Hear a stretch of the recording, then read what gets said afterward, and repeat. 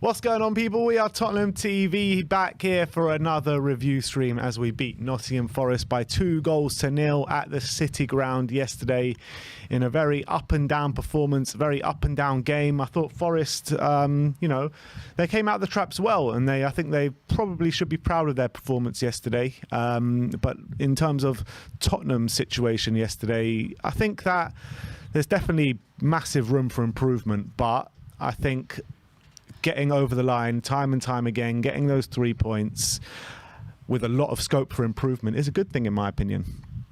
No, I have to agree. And I think that, in terms of the overall performance and how the game went, I said after the game, I expected a lot of people to be critical of the performance and how we played, and think that maybe we got away with one. But I didn't really see it that way. Well, how I did see it is, yet again, for the third game in a row now, you could argue fourth game in a row for every game this season, we've been slow out the traps. We've, for some reason, we cede control to the opposition in first halves. We allow them to dictate a bit too much of the play early on, and it's almost as if we always feel our way into the game before we really show our hand, in a way. It's almost like I don't know whether it's a plan or not, but for some reason when we start the games, we're a bit like low energy. We're kind of feeling out the opposition. We kind of give them the ball to kind of I don't know. Look, it's not. I don't know if it's a plan, but what kind of gives off the impression is like we give them the ball, we tell them, look, show us what you got. We're going to give you like control for this first half, and then second half we come out like a different team, different energy, a different way of competing. It's like we try to feel out the opposition, see their weak points, and then go for it in the second half and exploit it. And I think first halves we have been getting away with it, and we did get away with it yesterday in the first half. We were not good. We scored an early goal, had a few other chances on the counter, but other than that, it was all Forest piling on the pressure, and it only seemed a matter of time before we were going to concede. But luckily for us, we didn't concede. And second half, we took control back. Yeah, they had probably one chance in the second half from Yates. Yates had a header near the edge of the area, and also Nico Williams, just after the penalty, was saved. He had another chance when Adrenaline was on Forest's side. But apart from that, all the running and all the chances were created by us. And I think we deservedly got the second goal when we did. And we could have got it before at that moment as well. So I think for me, overall, we deserved the win. But we've got to figure out why in these first halves they keep going the way that they are, because there's going to be one game where we're just going to be 3-0 down at half time, and then we're going to have to face up to it. Yeah, the facts of the matter is that with the quality that we've got going forward, we're always going to be a danger. Always going to be a danger. Yeah. I mean, yesterday, even in the first half, when you said that Nottingham Forest maybe had the better of the play and were controlling it, we were still creating chances on that break. Yeah. And every time Forest were coming at us and we picked them off, and every time we were finding opportunities. And even though we could have scored a few goals in that first half, and that's what really kind of makes me happy in terms of moving forward into the season, knowing that we do have those players going forward, and we've even got players like Richarlison on the bench that can make a difference if one of our players aren't performing well, and they can come into the starting lineup without dropping the quality too much. But having those players on the break, having those players going forward when we're not playing too well, that can get us out of the gel, is going to be a massive, massive difference for us this season, I believe. Even though we did have 3 of them last season, one of them coming in January. But I think you got to say that you got to be happy with the way things are going. Maybe not in terms of the way we're playing. I think when you're looking at the way we're playing, there is only one way, and that is only going to go up. We can't get any. I don't think we can get worse than the way we are, the way we're playing at the moment. I don't know. I mean, I don't think it's been that bad that it can't get any worse. I really don't. I don't subscribe to that. I think it depends how you look at the performance, how you look at the game, because. Yeah, look, first halves haven't been great, and I grant you that, but second halves have been very good. I think in each game, I think we've much improved in the second half, and I think in each second half, maybe barring Chelsea, where it was probably first half we were terrible and second half a bit more even, I think every game has been first half poor, and then second half we've been utterly dominant. I think, yeah, look, when I say it can't get worse, I don't mean I don't mean like, we're going to we can't turn into a terrible team, which, well, actually I do mean that, because I don't think we can turn into a terrible team with the quality that we got, with the manager that we got. I don't think he would let it get to anything less than what it is now. I think the first half that we're seeing is literally like below the baseline of what we expect as Spurs fans, and to get ourselves out of it every single time is a positive step, a really positive step. And if we can get performances when only turning up to like half of games, when we do improve, we're going to be turning up into full lengths of games. We're going to be really dominating for 90 minutes or close to 90 minutes, and I think it's only going to get better. That's what I'm trying to say. I get that. But I think maybe as well, when it comes to the manager that we have and the way we're playing, I mean, do people expect us to be prime like Guardiola and Klopp? Because that's just not how Conte plays. That's not his system. That's not how he sees the game. And how he sees the game it's in a different way. He's a lot more willing than Klopp or Guardiola to not have the ball for long periods. He's a lot more. We've seen that in games even against Man City. We've seen that in games against other opposition. We're a lot more willing to be a lot more defensively resolute and concede possession. And then be more dangerous when we do have the ball than we are the other side. So I think people see us, especially Tottenham fans, see us even against games where against Forest, where the possession isn't the best and we're conceding possession, and people think it's a criticism and it's something that we're not prepared for. But I think by and large we are prepared for it. Even in the game yesterday, Forest did have chances, but I think all of them were very difficult chances to score. I don't think they had an easy chance. Even their best chances were still very difficult. And I think that's all very much a plan from Conte to make it difficult for the opposition to get proper shots on goal. I mean, they had one shot on target all game, and that was a shot from outside the box. You could say, that was down to poor finishing, but I'd argue a lot of it is down to how we're set up defensively. And I think that's been the case. Maybe you could argue, apart from the Chelsea game, that's been the case for all our games this season. Yeah, but look, I get that, and maybe expectations, and I think people's expectations in terms of performance should be a bit more. I think when you look at the back end of last season, I think we were dominating games a lot more than we are now.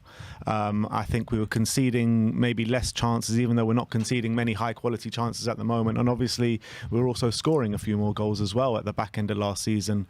So I think you can definitely see that there's massive room for improvement in this team. And once we do improve, we're going to be absolutely so dominant and so unplayable. I really believe it. I really believe that we can get to that level this season. I'm not saying that we're going to go on a title charge or anything like that, but I think that what we're showing at the moment, there is so much room for improvement, and we saw it at the back end of last season, how much we can improve and how much this team can improve. And with the additions of the signings that we've made, with Bissouma coming into the middle, with Perisic on the left wing back, with Longley still to come in, and Richarlison still to fully integrate himself, I think there's so much to be excited about as a Spurs fan, and I'm not reading too much into these displays at the moment. I'm just so happy with the way that we're getting over the line, and people are kind of comparing it to last season, the first 3 games under Nuno. And I don't transcribe to that whatsoever. I mean, when we were the first 3 games under Nuno, yeah, fair enough, we won first 3 games and didn't concede a goal, but the performances were nowhere near what we're showing now. Now we're dangerous. At any moment of the game, we can spring on the team and on the break and get a goal. Then we were getting 1 shot on target a game. You know what I mean? It was a completely different kettle of fish, in my opinion.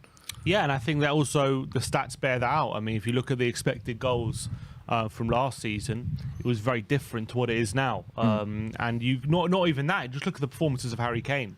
I mean, Harry Kane was putting in disaster class after terrible performances. Couldn't score for love nor money when Nuno was here, and it's just completely different kettle of fish now with Antonio Conte at the helm. So that in itself is enough for to show a difference. I think when you're comparing these performances I'm seeing now to back end of last season, It depends what game you point at, because you look at the Villa game, how many chances we conceded in that game. We end up winning 4-0. There were, Newcastle at home. I remember first half we were not very good. We ended up winning 5-1. I think it's very similar, and I think it makes sense that we're seeing very similar performances right now.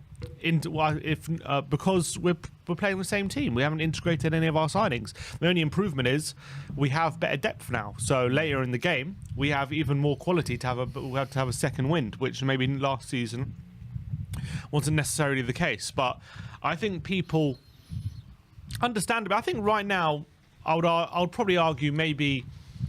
I don't think it's control, but I do think we're conceding a few too many chances or shots on goal for my liking, I would say. And I think that's something that we're going to have to put right.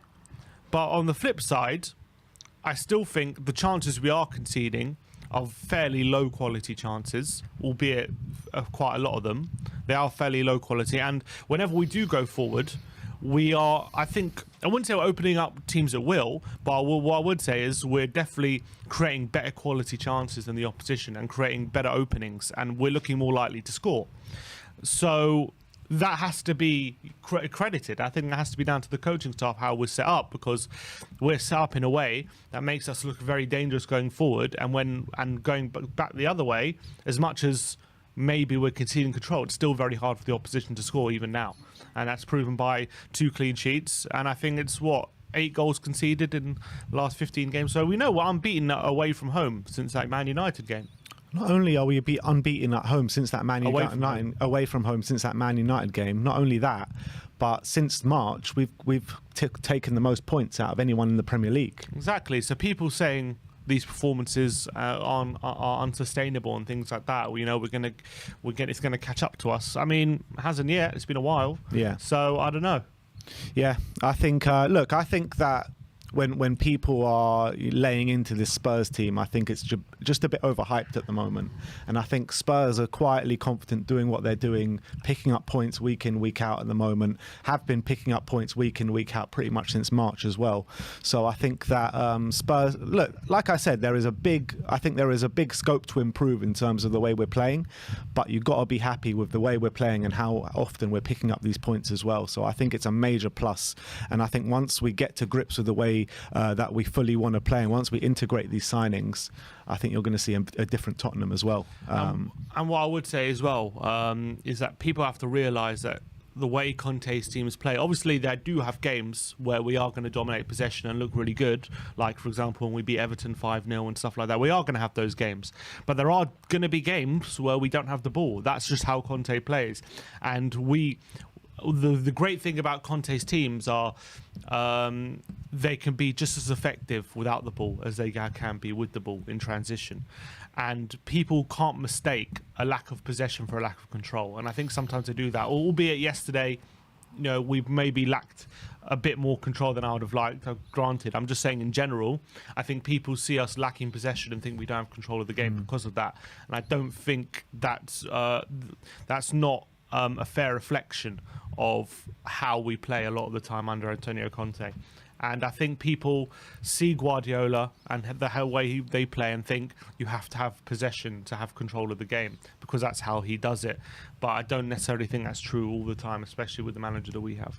Do you think the narrative would be the same from the Spurs fan base if Arsenal weren't top of the league with a 100% record? Maybe not. If Arsenal had a poor start to the season, let's say, and they were like mid-table or whatever, and we were joint level on top of the league with 10 points, do you reckon the narrative would be the same? Probably not. I think the fact that Arsenal are playing good football at the moment and are top of the league with a 100% record probably has people think, oh, why can't we do that? Why can't we control each game and whatever? But look, each team has a different process, and they've had their fixtures. We've played who we've played. I would argue we've had the much tougher fixtures so far, and we're only 2 points behind. I would argue as well, as much as I know Arsenal won the game on Saturday, but they also struggled. They got two They got 2 goals, which were quite fortuitous. And that's how it goes sometimes. And I'm not saying they didn't deserve to win, but it also showed, like, you take one important player out of their team, that guy that they have in central midfield, and they look like much more disjointed than they have done in the first 3 games of the season. And I think maybe, obviously they have played some really good football, especially Leicester at home. They were playing really well, and Bournemouth away, they wiped the floor with them. Yeah, but who hasn't played good football against Leicester and Bournemouth? Exactly. These are 2 of the worst starters so far this season in the league. No one's really started a lot worse than these 2 teams, and I think we just got to concentrate on ourselves. I know Arsenal are doing well, but they lose one game, we win one, we're above them. It's just 2 points. It's 4 games in, and I think people maybe have to get used to the way we play and just appreciate that, as opposed to always hoping we're doing something else, like hoping we have more possession and play football a different way. This is the manager who's had a proven track record of getting results with these methods and how he plays. And has won this league with those methods as well. Has won these leagues, won various trophies. So I know everyone wants to be prime Guardiola, but that's not always possible. And this is how we play. So I really believe this is the best method for this Tottenham team to try and get results. I believe that. In terms of key moments in the game yesterday, which one do you want to go for? There was quite a few. But let's start off, I guess, with the first goal, Spurs' first goal. I mean, what did you make out of that? Yeah, I mean, it was all made by Kulusevski. It was a bit of luck how it happened, really, if the ball forced him in the centre circle. But for him to have the presence of mind to pick out Harry Kane, where I think 9 out of 10 players in that league in that position probably go out wide to Sonny in that position. The easy pass, he's open, even though he's got a couple men on him. He's wide open on the left. It's the vision, man. It's the vision. And you know what with Kulusevski? He picks the right pass pretty much every single time. The vision in his mind, the vision in his brain, the football IQ he has is absolutely brilliant. And I thought he was absolutely brilliant yesterday, Kulusevski. And he was growing and growing. I mean, he was a bit unplayable at times. I thought maybe he could have done a bit more in terms of goals. He could have scored goals yesterday. He could have assisted more goals yesterday. But I thought he had a brilliant performance. Yeah, I think first half, a bit like the whole Spurs team, he was a bit quiet after that assist. Didn't really influence the game as much. But second half, I thought I was actually looking at the heat map and his positioning in the second half compared to the first half. Wasn't it? A lot more further up. Really high, a lot higher up, even further up than Kane and Son. He was our furthest player forward a lot of the time. And I think you saw that on the right-hand side. He kept getting isolated one-on-one with their right back, or he plays on the right for us, with their left back. And a lot of the time he got the beating of him. And I agree with you. The only shame is he got the beating of him like on 3 or 4 occasions, and the shot was either blocked or the pass was a bit off to the back post and stuff. And with someone with his left foot, you expect either to force the keeper into a few more saves or get a few more good crosses in there, which was a bit disappointing. But I thought he was giving Forest no end of trouble throughout the whole second half. And the first half, that his vision, as you say, came to the fore. How he spotted Harry Kane, I don't know. It was definitely the harder pass. Between and he 2 players as well. Brilliant. So nice. It was brilliant, and it meant that Kane can just take one touch and fire into the far corner. That Kane finish, by the way, on the stretch, I know a bit bobbly, but to get that accuracy on the stretch like that outside the box, Henderson couldn't even move.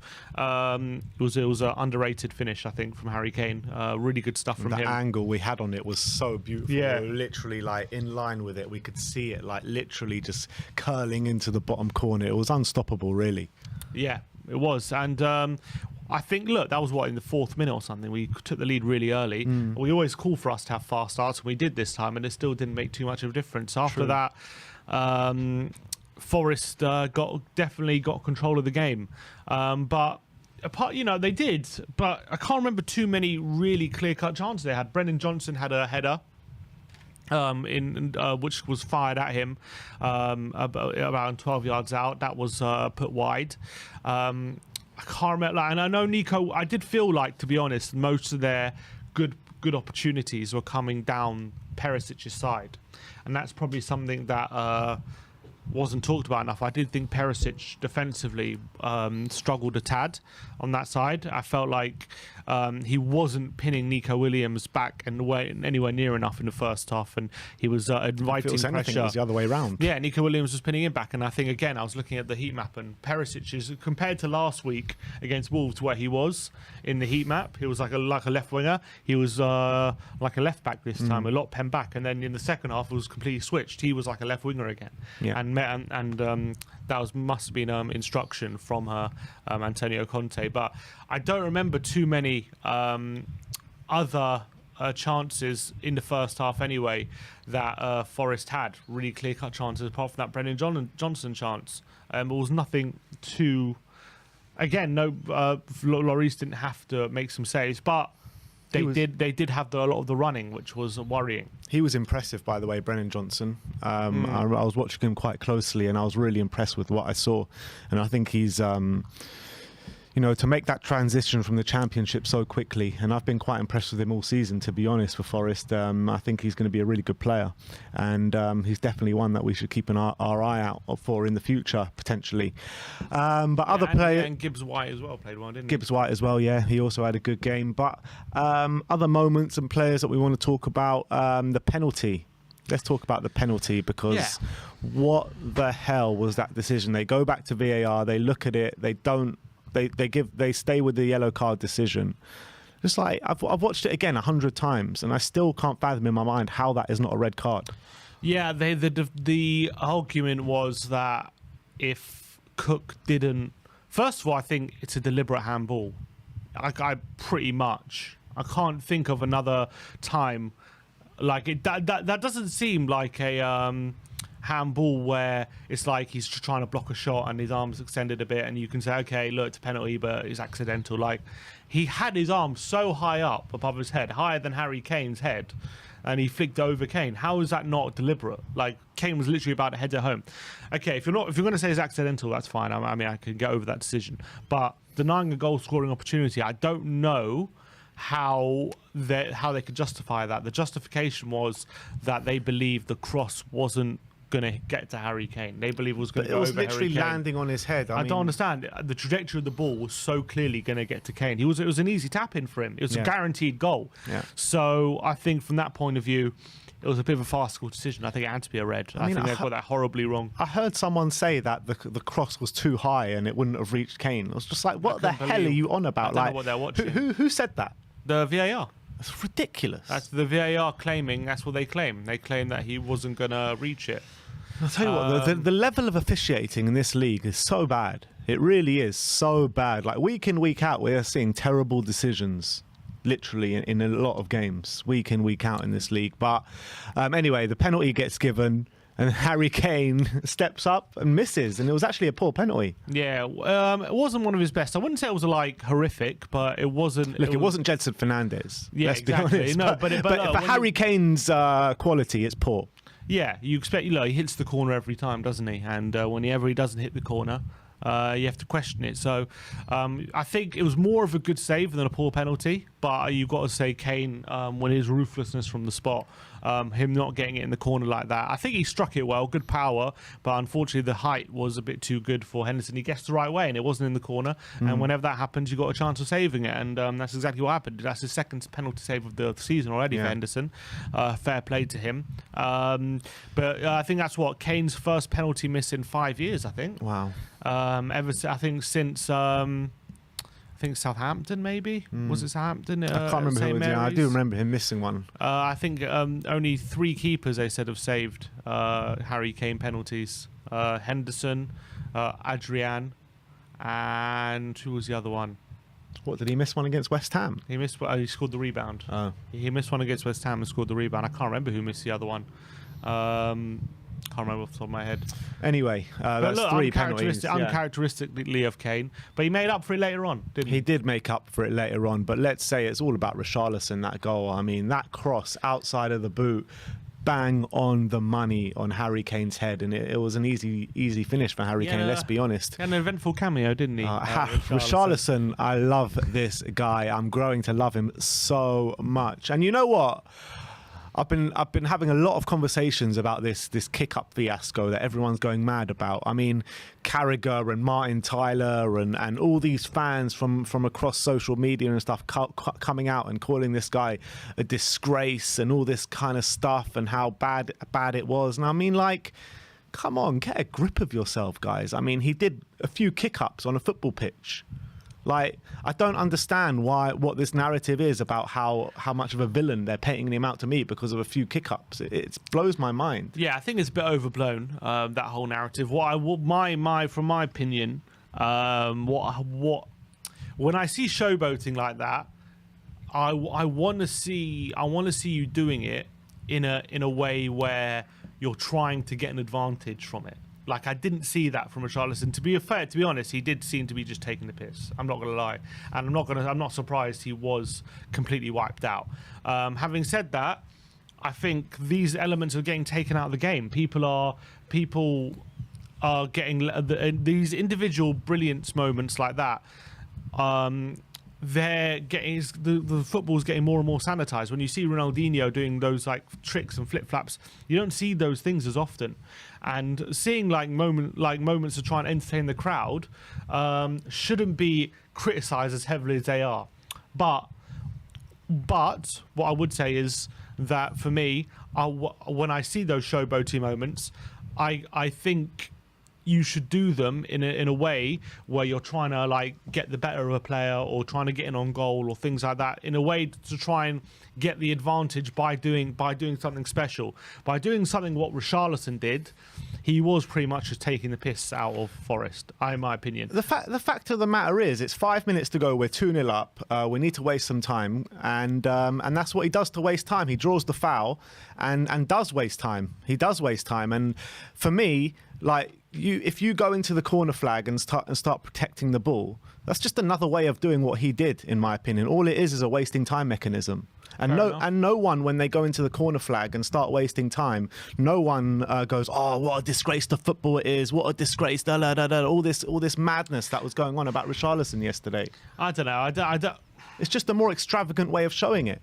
Maybe. I mean, you could argue that, I would say, but I think he was pretty much doing kick-ups under no pressure. I'm not saying he was wrong to do it. I'm just saying I can understand why, if you're a Forest player, like, is he really going to be surprised as a Forest player after doing that? He isn't going to get a lump kicked out of him. I'm not saying it's right, but I'm not surprised. Yeah, look. You're going to get a lump kicked out of you, but you're going to get a lump kicked out of you for less as well. But at the end of the day, he's frustrating them, and his plan was to frustrate them, and it was plan worked. It was plan worked, and he wasted time. He frustrated Forest. He drew a foul. So I mean, what more do you want? It was plan achieved. Yeah, and I'm not saying I didn't like it. I'm just saying that it probably was a bit disrespectful. Do I care that our players are being disrespectful to the opposition? Not particularly. As long as it's we get the 3 points and they don't like get ahead of themselves in that moment, which I don't think they did, then it's fine. Whatever. If you're pissing off the opposition and they're getting frustrated and they ended up lashing out and getting a yellow, then you're right. The plan worked. But all I'm saying is that it probably was a bit disrespectful to the opposition, but whatever. I don't really care about it. I'm not. I love Richarlison. As long as he's on my team, I don't really care, and that's the main thing. And I think it was a nice bit of. I think it was probably overblown anyway. It was a few kick-ups. It is what it is, but literally the whole action lasted about 3 seconds. It was but what my only point is, he just did it like in the corner, not trying to just under no pressure, if you know what I mean.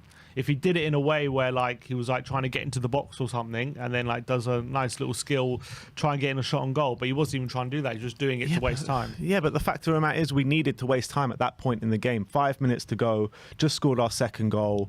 Run down the clock and be professional about things. Maybe it was a bit unprofessional to do kick-ups, but it's professional in that stage of the game to waste time and to run down the clock.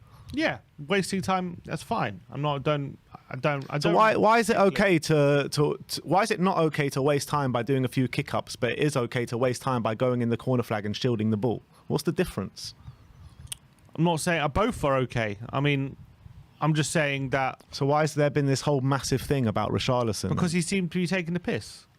That's Let it. him take the piss. It's When football. in You know the what I mean? corner It's a flag, game at the end of the It's not taking day. the piss. That's just what that's the best way.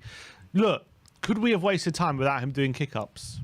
Yeah, we Probably could have. could have. We could have, but still, that's the way he chose to waste time, and then he shouldn't be villainized because of it. No, it shouldn't be vilified. But if you saw an Arsenal player do that, you're gonna say they're taking the piss. And If I saw an Arsenal player do that, I'm just thinking to myself, what a prick, and I'm not going on saying, oh, what a disgrace to football and all this kind of stuff. No, I don't think he's a disgrace to football. I don't agree with that anymore.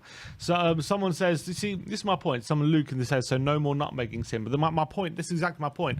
What does a nutmeg do? It gets you around the opposition player and gets you an advantage, right?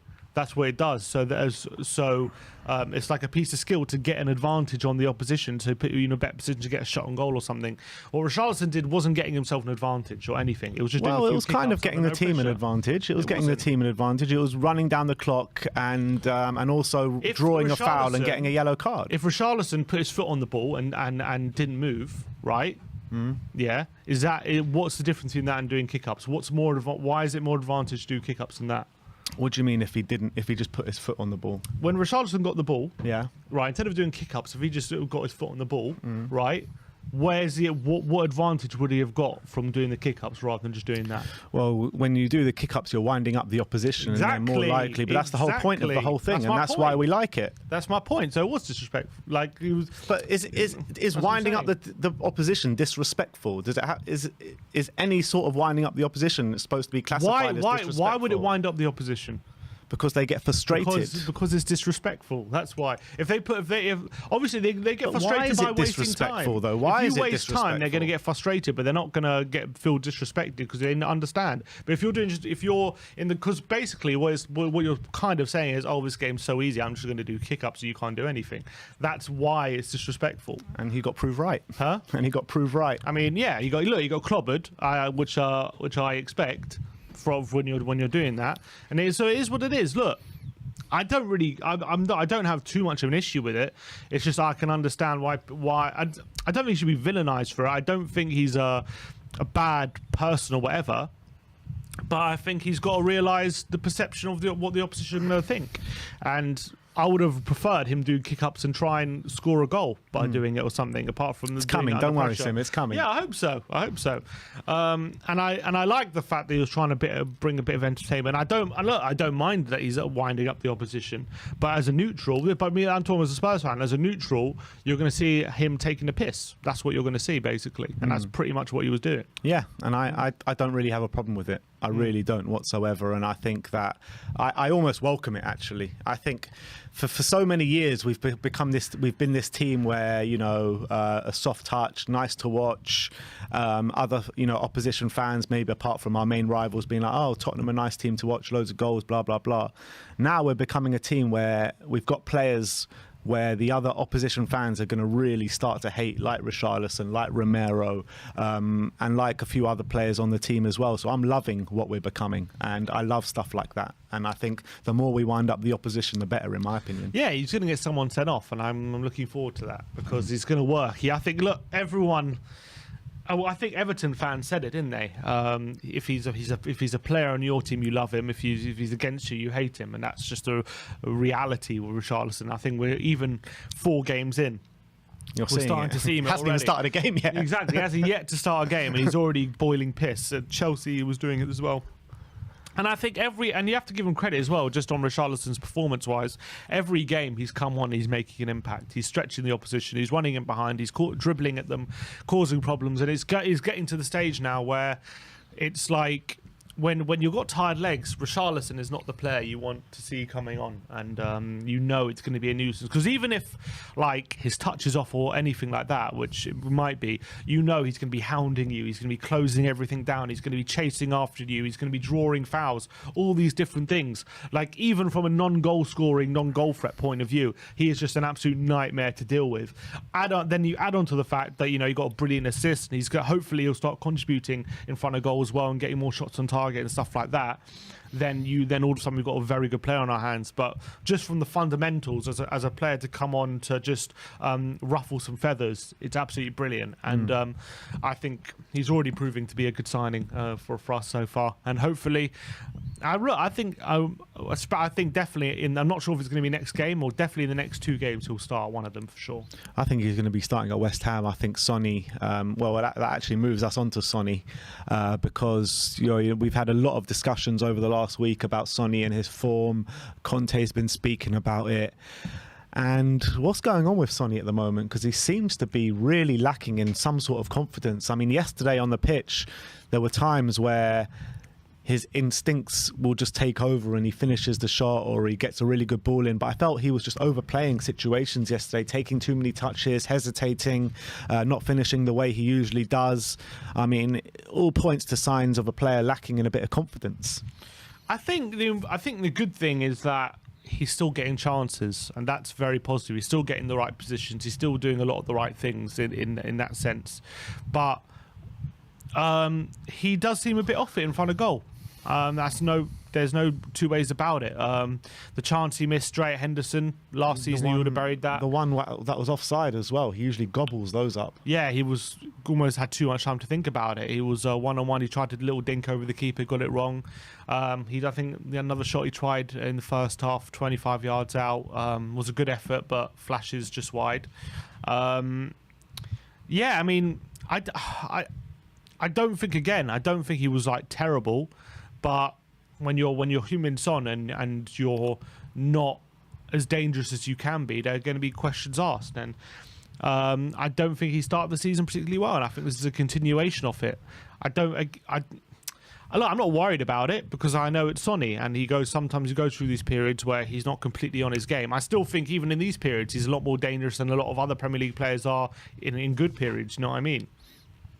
If this could be a new signing for another team, and people would say, "Oh, he's looking really dangerous start of the season," but because it's Son and he's golden boot and he's so good, and we know how good he is, it's like, well, we know how good you can be, mate, and we're not seeing that, and that's fair enough. And maybe he does need a breather on Wednesday, and especially in a very physical game, maybe Richarlison could really thrive off that as well. That's what I'm saying. I mean, when you're looking at the front three at the moment, Harry Kane scoring all our goals at the moment.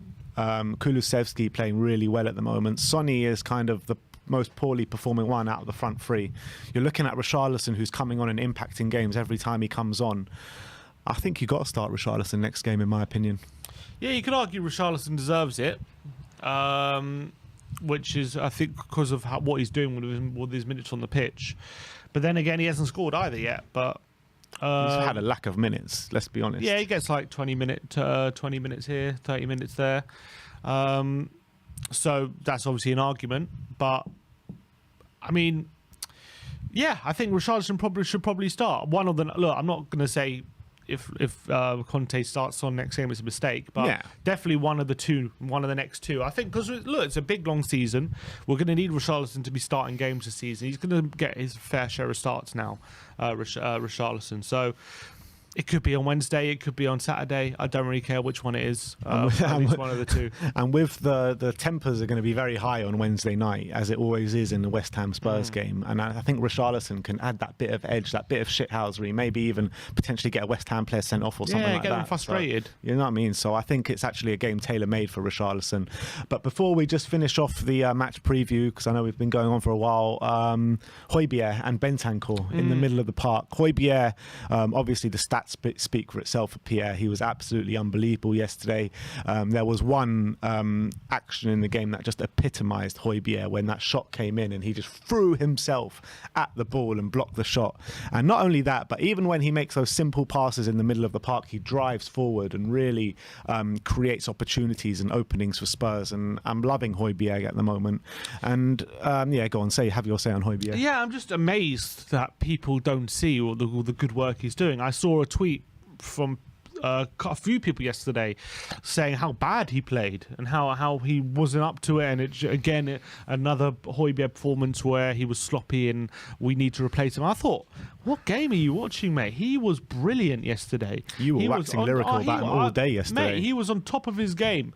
Look, of course, when it comes to Højbjerg, it's going to happen. There's going to be a couple sloppy passes that are going to stand out and people are going to groan at them or whatever. And you're going to think, oh, he's sloppy today, rubbish. But people overlook all the good work he does because of a few sloppy moments, and I think that's so not fair to a player who not only does he not get the credit for the defensive work, but everyone acknowledges he's quite good defensively, but I think on the ball as well he doesn't get the credit he deserves. That ball to Sessegnon for the second goal, which obviously led to the build-up for the second goal, really good pass in behind, setting Sessegnon free. He played a really nice through ball to, I think it was to Kane, when that chance when I think it was Worrell tracked back and got a last-minute tackle. Oh, what a challenge that was! Yeah, Harry Kane was bearing down on goal. It was a really nice through ball from Højbjerg. He was doing these kind of passes all the time, and because they look simple, he doesn't get the credit for it. But he's doing it all the time, and a lot of the time as well. It comes off the back of him winning the ball in the centre of the park.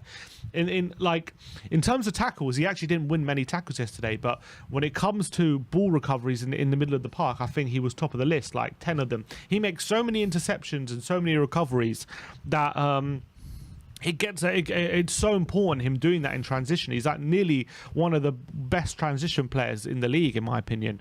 And I think yesterday it was another prime example of him doing things that he's good at. I don't think we win that game if it wasn't for him being in that performance yesterday in the centre of the park. So for me, I don't think he gets the credit that he deserves. He was my man of the match. I thought he was absolutely brilliant, and I think, I don't know what it is. I don't know. I say it every week that I think he's been our most consistent ever since he got dropped for that Wolves game back in February.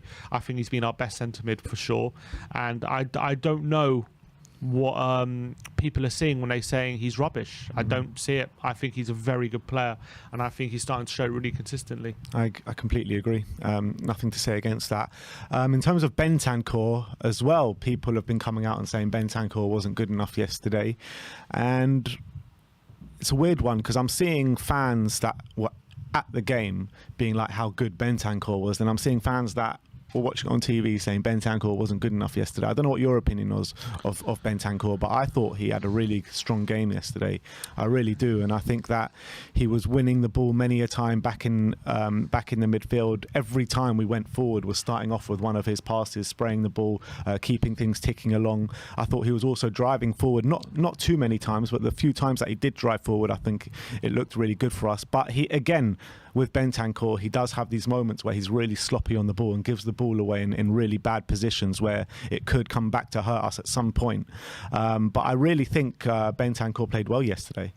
Yeah, I think he was less sloppy than in the first half against Wolves than he was against Forest. I think he was less sloppy against Forest than he was against Wolves. I think, again, he kept it simple. I don't remember too many times where I saw him get on the ball and drive forward and things like that. Happened maybe one or two times. But what he's very good at, he plays these little simple passes. He appreciates space really well, Bentancur. And he's not going to be the most eye-catching midfielder in terms of doing Hollywood things a lot of the time in the middle, although I think his calmness and composure gets him out of a lot of situations. But what he does is he really appreciates space. He really knows where on the pitch to turn, where the space is. When he can literally play a 5-yard pass next to him and it can open up the whole pitch because of where the space is. And I think he's very good at that, just playing ball into someone's stride who can charge forward, and all of a sudden the space is opened up. And I think yesterday, again, that was case in point in a lot of our attacks in the transition. That was purely because Bentancur was playing either into Højbjerg or into someone very close to him, and the space was opened up. I think off the ball as well, as per usual, I don't think there's ever been a game, even in his poor games, where he's been bad off the ball. I think every game he puts in the top effort, and he's always usually winning a lot of tackles and interceptions, stuff like that in the centre. So I think that was again a case of that. when it comes to our centre mids, it's always going to be a point of discussion. Do they do enough on the ball? Because they're not goal-scoring midfielders, and we have two of them, and we rely heavily on our wing-backs and our forwards to get the goals and assists, and that's just the reality of Conte's system. I think we have to start getting used to it. I think so. When it comes to Højbjerg and Bentancur getting shots off, doing stuff like that, I think Højbjerg does quite a lot on the ball, but I think Bentancur probably doesn't do that much. But that's a source of frustration for me, because with the quality that he does have, Bentancur, we saw it in the first few games where he was playing those Hollywood balls forward and stuff like that. He doesn't do enough of that, and he's got the quality to do it. So I don't. That's my only gripe with Bentancur at the moment. Yeah, I think he's got more quality than Højbjerg in terms of technically and stuff like that. But Højbjerg is the one. If you see who does more through balls and who does more attacking things, it's clearly Højbjerg. He's the one. But actually, Bentancur, I think, when it comes to shooting technique, passing technique, I think he's actually stronger than Højbjerg. Yeah. But that's the beauty, because Højbjerg is the one, because he does it. Makes these simple things very well. He actually is more effective in those situations than Bentancur, even though Bentancur has better technique. Because I feel like maybe Højbjerg is willing to be more risky. Bentancur keeps it more safe a lot of the time, and that leads to Højbjerg doing making a few passes which stand out as being poor. But then again, a lot of the time he's going to make the through balls because he's making more risky passes, and they're going to come off more often than not. Whereas Bentancur plays it safer a lot more. It's a bit risk adverse, isn't he? And I think that once Bissouma comes fully integrated in this squad, I do feel like Bentancur will come out of the team for Bissouma. It's a rotation game. It is a rotation game. They're all going to be used. They're all going to be used. And that's also another positive thing. Again, Perisic is now pretty much he's integrated into the team, which is good. But we've still got Longley, we've still got Bissouma, we've still got Richarlison, we've still got Spence, all to be getting minutes. I like the look of Spence when he came on yesterday, by the way. Apart from that shot. Apart from that shot, apart from that shot, but I thought he showed amazing pace, first of all, and his willingness to drive forward. I want to see him start a game. I really do, because I got a feeling like Conte is a bit stubborn in his ways sometimes, in terms of this player is not ready for the first team, where I feel like if Spence was to play, he would prove Conte wrong. It's hard to know. It is hard to know. And I think, again, we have to give credit to our current wing-backs, because I think they're playing well anyway. Look, you could argue in Conte's system, they're not perfect for it, and I think that's still an argument. But I don't have a massive problem with Emerson right now. Defensively, he's brilliant. He's brilliant. Didn't get forward too much yesterday. That's the problem, isn't it? But he usually does get forward. It's about what he does when he does get forward. That's usually the problem. But yesterday, he didn't even get forward, which was unlike Emerson. Doherty, he hasn't played any minutes yet this season, so maybe he's feeling his way back into the team after that long injury.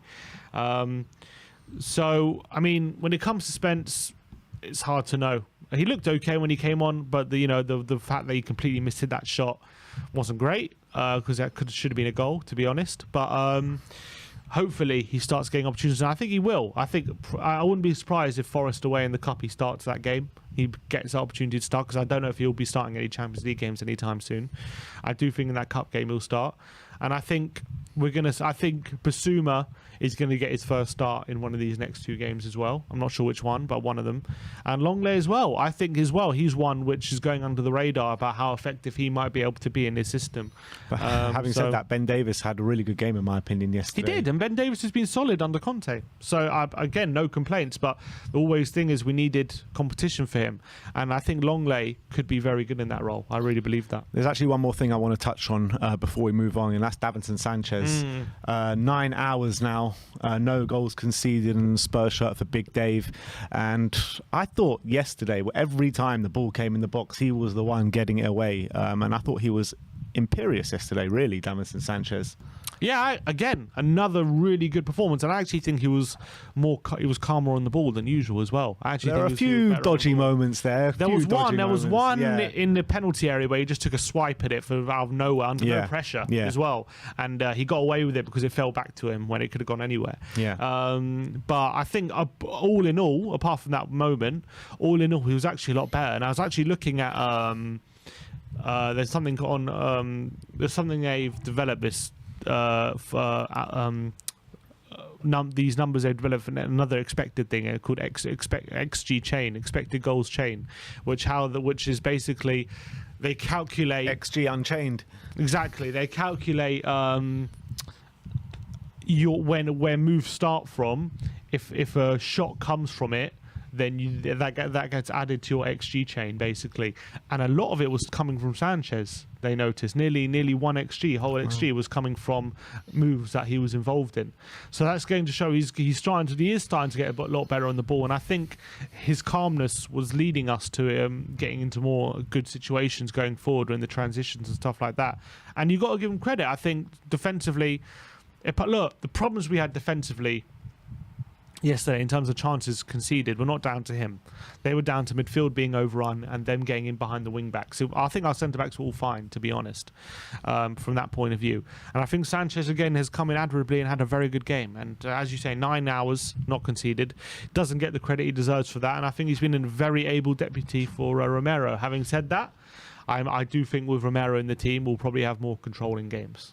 We'll have more controlling games, and I think there'll be opportunities for us to bypass the midfield a bit easier with Romero there, with his ball playing ability and stuff like that. But we do seem to concede more goals with Romero in the team than with Sanchez in the team. Yeah, well, he does play a lot more games, but yeah. I mean that's been the case over the past year, and that's, as I said, I think Sanchez is very good defensively.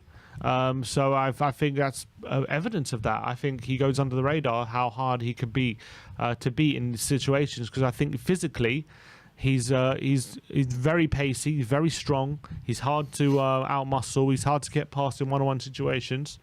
So he's been very good for us defensively, and I think he deserves credit for that. I was actually saying on a stream last week, I think it was the day that you weren't here, I said that Davinson Sanchez is one of the best backup centre-backs in the Premier League, and David Harris was not having any of it, and I still firmly believe it. I really do. I can't think of many backup centre-backs that are better than him. What, you mean backup centre-backs? Mm-hmm. I think I would probably argue that Liverpool, City, and Chelsea probably all have better backup centre backs then. But apart from them, I don't know who else does. Maybe Arsenal. You could argue Arsenal Ben White. Well, Ben White. Maybe. I mean, he probably is. Is he? I don't know. Ben White's a bit overrated. Yeah. But look, I think Arsenal, I think Chelsea, City and Liverpool all have backup centre-backs. Who's Chelsea's backup centre-backs? Well, their centre-backs... Chalobah and... No, they started their centre-back... Their starting centre-backs are Koulibaly and Silva, and they got Fofana coming in. 3. Fofana's coming in, and Azpilicueta's there as well. So it's difficult to say that Sanchez is better than them. What I'm saying is I don't think there are many. You know, there are going to be a few, but I don't think there are many that can come in to a centre-back role like Sanchez and just step in admirably really well like he has done. I don't think there are many. He's done a very good job. I'm not disputing that. Done a very good job. But anyway, that was our match review, and a whole hour long for you guys to digest into today. We're going to move on to Twitter Reacts in a second, but let's get through some super chats before we do. First one from DJ Samuel, member for 7 months. Big up. And he says, come on, you Spurs. The link says... Oh, I've just lost it here, but it said 3-1 to Spurs against West Ham, and I've lost all the other super chats, so I can't get through them. There was one from there was a member chat from Danny Kiriakou asking, what do we think of the Jed Spence news? Dan James. What do we think of Dan James? Do we think... In my opinion, with Dan James, I don't really want him. I mean, I'm not a fan of him, but if you're going to bring him in as a squad player and as a backup and as like 4th or 5th choice, then I don't really have too many problems with it. I just think he's a player who's going to really frustrate us. I know he's got pace, and maybe that'll help in transitions, and if he's just laying it off to Kane and Son, maybe that's going to be okay. I just feel like against low blocks, he's pretty useless. I really believe that. He's got really very bad technical ability. He's got quite bad shooting ability. I'm not a big fan of his... I don't think his passing or crossing is I don't think it's horrendous, but it's not great. It's probably just below average. Dan James or Adama? I think Adama. They're both pretty useless in the final third. But I think Adama has that strength, which James doesn't. He has that muscle. Whereas Dan James is pretty much he's like a really poor Aaron Ellen. Like really poor. Yeah, look, Like I agree. I agree with you. But the fact of the matter is that to bring him in as a squad player, as a backup, when we've already got Lucas Moura there, when we've already got Richarlison there, and obviously the front three as well, I don't think it's the end of the world like people are making out. Spurs fans are coming up being like, "Oh, what a disgrace this football club is! How can you be linked with a player like Dan James?" And yeah, I don't want him as a starting player, but I think when you've got the players that we've already mentioned, to add him to that, I don't think it's the end of the world. It's not the end of the world. I do think he's probably going to be gone in a year. Well, they're talking about a loan. Well, yeah, but we're not going to loan and Dan James without thinking of buying him, are we? Surely. Yeah. Unless it's just a stopgap until next season. I honestly, I'd probably rather keep Hill than go for Dan James. In my opinion, I would. I probably would. I'd rather try to develop him and give him time than loan Dan James. Like, what's that? Obviously, Conte doesn't. Yeah, I know. I get that. I do get that. Honestly, I do get that, and that's probably why he's going for it. He wants James, who's more prem proven. He thinks Hill's not ready. But when it comes like, unless we really don't think Hill's going to be a long-term player at this club at all, unless we really believe we've wasted that money and he's going to be leaving. If we do believe that there's a player in Hill who could potentially play in the Premier League, I would rather give those minutes that we're going to give to James to Hill and let him develop. And maybe in a year's time he'll be in a better position than he would be if he just played in Valencia and then we had Dan James. But when you're looking from a squad point of view, you could argue, and Conte would probably argue, we're better off right now having James and Hill in the squad. But I feel like it's just, I don't know, I feel like it's just a bit of a waste. At least, look, Hill might struggle a bit more than James, but at least we're helping him develop and we're helping him become the future of our club. If we're just loaning James for a year if we're not looking to if it is just a stopgap and we're not looking to actually sign him, I think it's just a bit of a waste. Fact of the matter is that, Leeds are probably more than happy to let this guy go on loan to us. But if that worries me, if that's the case. No, I agree. That's what I'm saying. Yeah, that's what I'm saying. It is a worry. It is a worry. But the fact of the matter is like, how much game time is he actually going to get when Lucas? Is he a better player than Lucas? I don't know.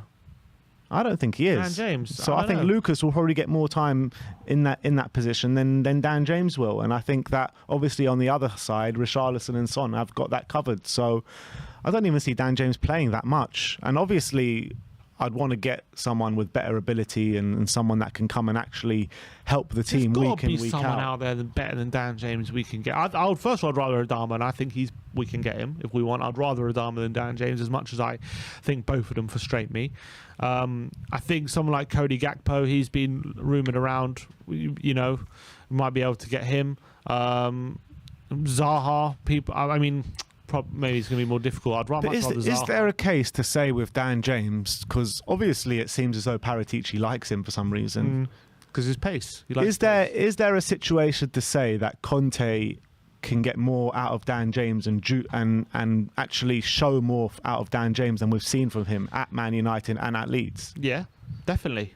So if that's the case, then shouldn't we all just get behind the signing and give him the support?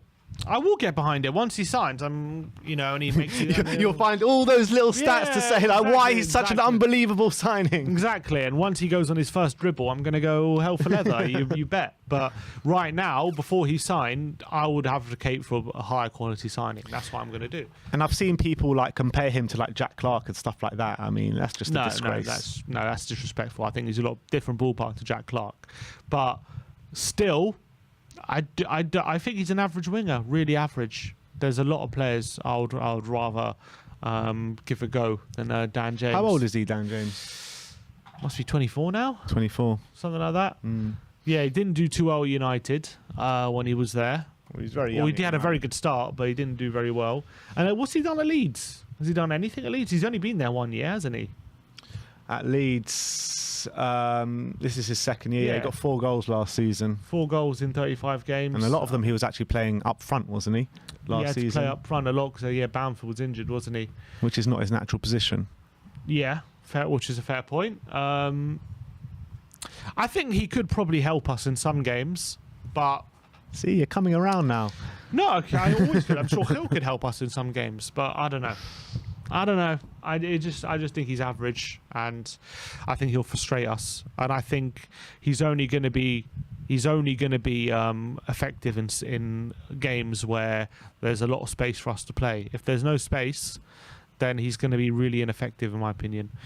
And I don't think he's that good of a dribbler. I think he's really good at running into space. I don't see him being that good at dribbling, though, in my opinion. So I'll be underwhelmed by the signing. Obviously, if he does sign, he's going to get my full backing, and hopefully it'll be a case of just Conte being able to really get a lot out of him. Maybe he's going to be a wing back sometimes. I wouldn't even be surprised. But you know what? He wouldn't be too bad at wing back, Dan James. Yeah, maybe wing back. Is he preferred on the right or the left? Right, I think. Right, I think he likes to play on the right because he's when he cuts inside, his shooting's not too good, and so no point in him. He's better off just going on the outside and cutting balls back and stuff like that. I think what a lot of people forget when we're making these signings is the Conte factor, because he just makes everyone so much better. And when you're looking at stats of him at Leeds playing out of position, or at Man United when he was a youngster, or not youngster, but coming into an absolutely failing Man United team and stuff like that, I think actually Conte can get him down and knuckle him down and actually play a lot better than what he has shown. Yeah, you're probably right. Yeah, he played most of his games last season as centre forward, which is definitely not his position. I think will be a very, very average centre forward, which he was. Well, yeah, we saw that last season. Yeah. Like to play a lot off the left, actually, most of the time.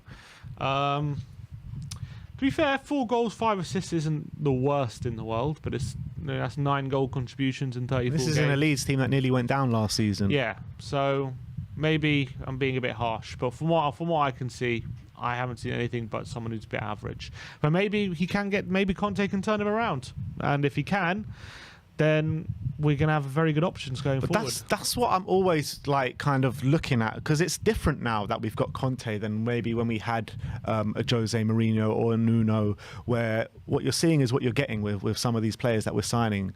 Conte, he made Victor Moses the best wing back in the league, you know what I mean, in Italy and in England. It's true. Conte does magic things with players. So I think if Conte and Paratici can see just an inkling in these players, then that's good enough for me. Yeah, fair enough. All right, well, let's move on and let's talk about these super chats. Dark Sun G saying Dan James equals Jack Clark 2.0 in my opinion, so I hope we don't go for him. Also, I love Rishi's performance yesterday. Now I hope we finally win at the London Stadium. Well, we already said it. Dan James equals Jack Clark 2.0 is very disrespectful. But yeah, you look, you're fair to say if you don't want to go for him or not, because I think the majority of Spurs fan base don't want to go for him as well. But like I said before, don't forget about the Conte factor.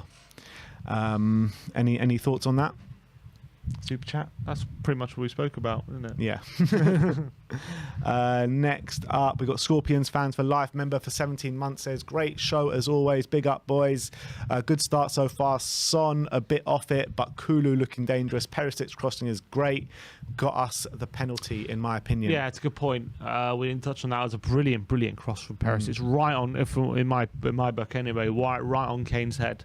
And that should have been would have been a goal if it wasn't for the handball. So another pinpoint cross. His crossing is causing problems already. You're telling me that was going into orbit, mate. That wasn't hitting Harry Kane's head. According to VAR, yeah, it was going to Rose's head apparently, according to VAR. But Perisic, what I love about Perisic is his ability in difficult positions to get really pinpoint crosses in.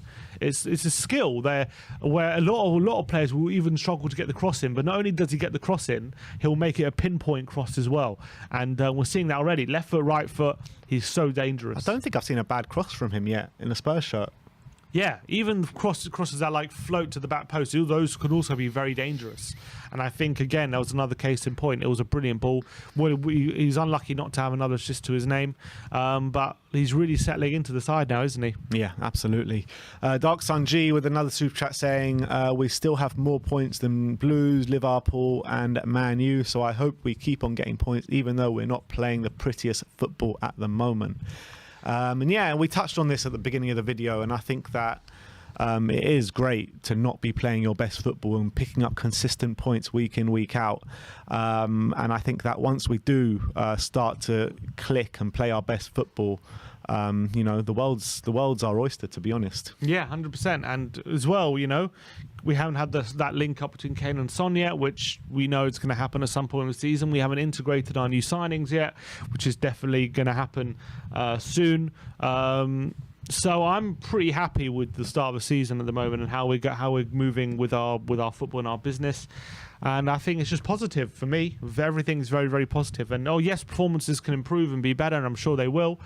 But at the moment, 10 points from 12, and we're still in second gear, so it's good. You can't be in first gear all the time. Yeah. Dark Sun G with another super chat. Big up, Dark Sun G, saying, didn't we get Clark from Leeds? That's why I think 2.0. Yeah, but we also got Aaron Lennon from Leeds. We also got Danny Rose from Leeds. We also got Paul Robinson from Leeds. I mean, Jack Clark's not the only player we've ever signed from Leeds. And Robbie Keane as well. All these players have turned out a success, apart from Jack Clark. Yeah, exactly. So I think also Jack Clark had only played in the Championship. Dan James now has Premier League experience. So I do think it's unfair to put them in the same bracket. But it is. I think it's fair to have reservations right now over what James can bring to us. I mean, if you're looking at a player from Leeds, you're probably looking at more like Jack Harrison or someone like that. If you want to sign, but unfortunately, he's over 60 million. Yes, that's unbelievable. And what is this situation that Spurs don't have any money? Yeah, I don't get that. We should have plenty of money. What is it? 150 million was pumped into the club. This once we got Champions League football, stadium revenues come back. What is going on? I don't know. We've made a what is it called? A net spender so far about £60 million. Where's all the other money gone? I don't understand it. Is it Levy up to his old tricks once again? I hope not. Sounds like it. That's what it sounds like, doesn't it? Why do we not have money? Why are we going for loans and stuff? We should have money. We should have plenty of money if we want to spend big on another player. So that's what I don't understand. It's really getting to me. It's really starting to frustrate me. But another super chat here from Sanju saying, for me, Hill is the closest to Kulu. He is more agile and a better dribbler, but Kulu more physical. In the training videos, you can see a lot of physical training being done, so hopefully it benefits him. Yeah, hopefully, but it looks like he's on his way to Valencia, to be honest. Yeah, so that hopefully he again develops more on another year, although it's going to be in Spain. Yeah. And I think that is it from the super chat. So big up to all of you. Thanks for sending those in. Really helps support the channel. Let's move on to see how Twitter reacted to the game yesterday.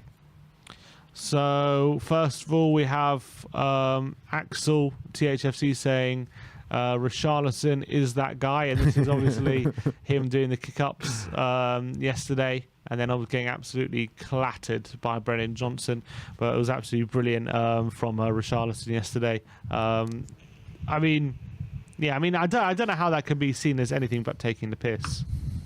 He's not even wasting much time by doing that. But he's drawing the foul though, isn't he?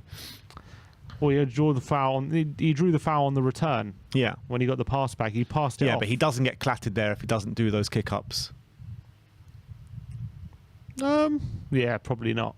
So you think he wanted to get clattered, do you think? Yeah, definitely. Classic Richarlison. HLTCO says Richarlison is the absolute definition of a footballer who is adored by his own supporters and desperate and despised by a huge chunk of everyone else. I can't help but respect his insatiable appetite for boiling piss. The game needs more shithouse. 100%, 100%, and it's what Jose Mourinho was trying to get us to do unsuccessfully. Yeah, completely agree. The Premier League tweeted out, since his Premier League debut in February, Spurs' Dejan Kulusevski has more assists in the Premier League than any other player. Mate, and apparently he's this guy- also the third quickest player in Premier League history to 10 assists. Wow. This Only- guy is elite. I'm telling you, this Kulusevski is elite. There's 3 players, I think, quicker He's than the best him. performing right winger in the Premier League right now. I bet you there's 3 players in the Premier League who got quicker to assist than him. There's Kevin De Bruyne, there's Bruno Fernandes, there's one other one. Kevin De Bruyne, Bruno Fernandes. You won't get it in a million years. No? I don't think so. What era was it from? It was from like 2005. that kind of era. 2005. Yeah, that kind What, of era. top 4 team? No, No. Oh, I'm not going to. What team? for Blackburn Rovers. Morton Gans Pedersen. No, 2 guy. no, Who was it? Brett Emerton. Brett Emerton. Oh, yeah. All Brett Emerton. Fair enough. Yeah, you're never going to get that one. This was a brilliant shot, which from the Spurs social media team. Look at the Kane going into the crowd, which he got booked for. Absolutely brilliant stuff there. Do you agree that players that go into the crowd like this and celebrate with their shirts off and all this rubbish should get booked? Apparently, the shirts off thing is because of they put it in the rules because like there was one game where Diego Forlan took off his shirt and then the game kicked off and he hadn't put his shirt back on and he was like struggling to put it on or something, and then they made this rule. But I've also heard that apparently it's more about the sponsors of the shirt, the clubs. The It's shirts. always about money. Because they want, when a player scores, obviously that's the money shot where they zoom in on the player and the sponsors there, and obviously they take the shirt off, they lose that. So what about if viewership. they wore like an undervest with the sponsor on? Would that matter then? Would that I think the rule's there now. I don't think they're going to take it away. I don't know why taking off your shirt is a yellow card. That's the only logical reason in my mind I can see for them caring so much about it. So that's probably the reason. fair Otherwise, enough. why would they care that much? It's always about money. Of course it is. Kane moved up to 3rd yesterday in the Premier League goal scoring charts, level with Andy Cole, and he's 21 goals behind Rooney in 200 less games. Wow. Which just goes to show how amazing he is. Just goes to show the eliteness of Harry Kane. I mean, this guy, it still actually blows my mind to say this guy is 3rd top goal scorer in Premier League history. And he's still 29. Yeah, it's unbelievable. It feels like yesterday that he was making his debut and everyone was making those memes about him and you know, one season wonder and all this stuff. And now now he's 3rd top goal scorer in the Premier League. That's nuts how he's there. Loving every second of it. Opta Joe says, since the start of March, Tottenham have picked up more points in the Premier League than any other team, 39 points, winning 12 of their 17 games, drawing 3 and losing 2. Impressive. It's very impressive. It just goes to show, like, given time, what Conte has built so far. Look at what teams we've played in that time as well. Yeah. City away, Liverpool away, Chelsea away. You know, all the hard games we've played.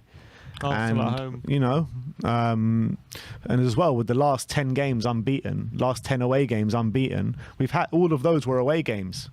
It's absolutely nuts. So we haven't lost away from home since March. Everyone talks about Spurs being a soft touch away at the big teams. Conte seems to be changing that. Yeah, definitely. And we've got a brilliant away record so far. Yeah, those 2 losses, I think, were both... Oh, no, United was away. The other one was at home, wasn't it? Yeah, fair enough. Højbjerg stats for yesterday. Most touches, most accurate passes, most ball recoveries, most duels won, most interceptions, most fouls conceded, and most take-ons as well. So, what a brilliant performance from Pierre-Emile Højbjerg, I thought, yesterday. I thought the Viking. both ways, it was a top performance from him. Viking display. Yeah, very, very happy. Do you think, looking back at that AFT, Lee Judges and Bav's opposition, what was it, combined 11, when they were going, oh, it's unbelievable to have Saka over Kulusevski, it's unbelievable to have Xhaka over Højbjerg. What are they saying now? Yeah. Although Xhaka's had a strong start to the season. Yes, but I think Højbjerg is much less of a liability than Xhaka is. You know, Xhaka's always liable to get himself sent off at one point. Has Højbjerg received a red card for us? Don't think so. No, he hasn't, no. And he's always top of those defensive metrics where Xhaka's struggling. Xhaka, you could maybe argue, is a bit better when it comes to his passing and stuff, but I would argue Xhaka might be better, but Højbjerg is more effective. That would be my argument. Agreed. Harry Kane's by numbers, 53 touches, 6 shots, 5 duels won, 4 touches in the box, 4 shots on target, 3 chances created, 3 possessions won, 3 crosses, 3 fouls won, 2 goals and 1 missed penalty. An eventful game for Harry Kane. And I thought, again, if I didn't give it to Højbjerg, probably wouldn't have given it to Kane, because I thought, again, he was also causing trouble for Forest. Yeah, he was. And I was having a conversation with someone yesterday. It's good. Maybe I'll get your thoughts on it as well. We were debating between Harry Kane and Erling Haaland, who's the better player right now. What would you say on that? Haaland is a physical specimen. Like what he can do to bully players and get in behind is that age as well. Unbelievable. That is something that we haven't seen in the Premier League for a while. But when it comes to an all-round game, ability to score goals, create assists, get involved in the game, get involved in the build-up, get involved in not letting games pass you by, really becoming a focal point in the game. I think Kane's a different level. You know, you see Haaland, look, he scored a hat-trick on the weekend. He had 8 touches. You could argue he did his job, and that's fair enough. Brilliant. He's a great goal poacher, and he's a great goal scorer. But when it comes to all-round game, being involved in every facet of the game, Harry Kane is levels. And Haaland can only dream of doing some of the assists Harry Kane can do. And when it comes to goal scoring, yeah, Haaland might get more goals, but Kane is right up there with the goal scoring as well. So you might lose a bit when it comes to goals, but as an all-round game, you gain so much. But I also have the belief that if Harry Kane is in that Man City team, he's getting as many goals as Haaland. Could I definitely argue that? And maybe not. And if he's not getting as many goals, he's getting more assists to contribute to that anyway. And he's getting more goal contributions in that City team than Haaland is. You'll never see a Kane performance where he has 8 touches on the ball in the game. You won't see it. He's always going to be more involved, and that's why I believe Harry Kane's a better player. Not to say when Haaland's 28 or whatever, he might be a better player than Kane is now. But as of right now, I think... Yeah, we're talking about right now, exactly. Players right now. You can't talk about what's going to happen in the future. As of right now, I think Kane's the superior footballer. Although Haaland's more of a physical beast. I mean, Haaland... maybe in the penalty area, he's better than Harry Kane. I mean, he's just a freak. An absolute freak in the penalty. I just think I don't think he's a better finisher than Kane. I think they're both probably equally as good finishing. Yeah, but his pace, it's just the physical aspect. Physicality. I mean, the guy. That's what. It's the pace that he has. It feels like he's been made in a lab or something. That's what it feels like. Like a super soldier. Yeah. Like Marvel have made him or something. You know what he reminds me of is I don't know if any of you watch Vikings, but Bjorn from Vikings. Bjorn Ironside. Yeah, that's what he reminds me of. He's an absolute specimen. You're right. Brilliant. There you go.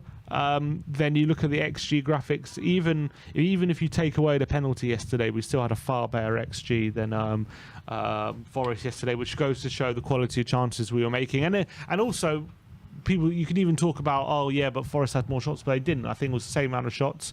We had a lot more shots on target. They had 1 shot on target.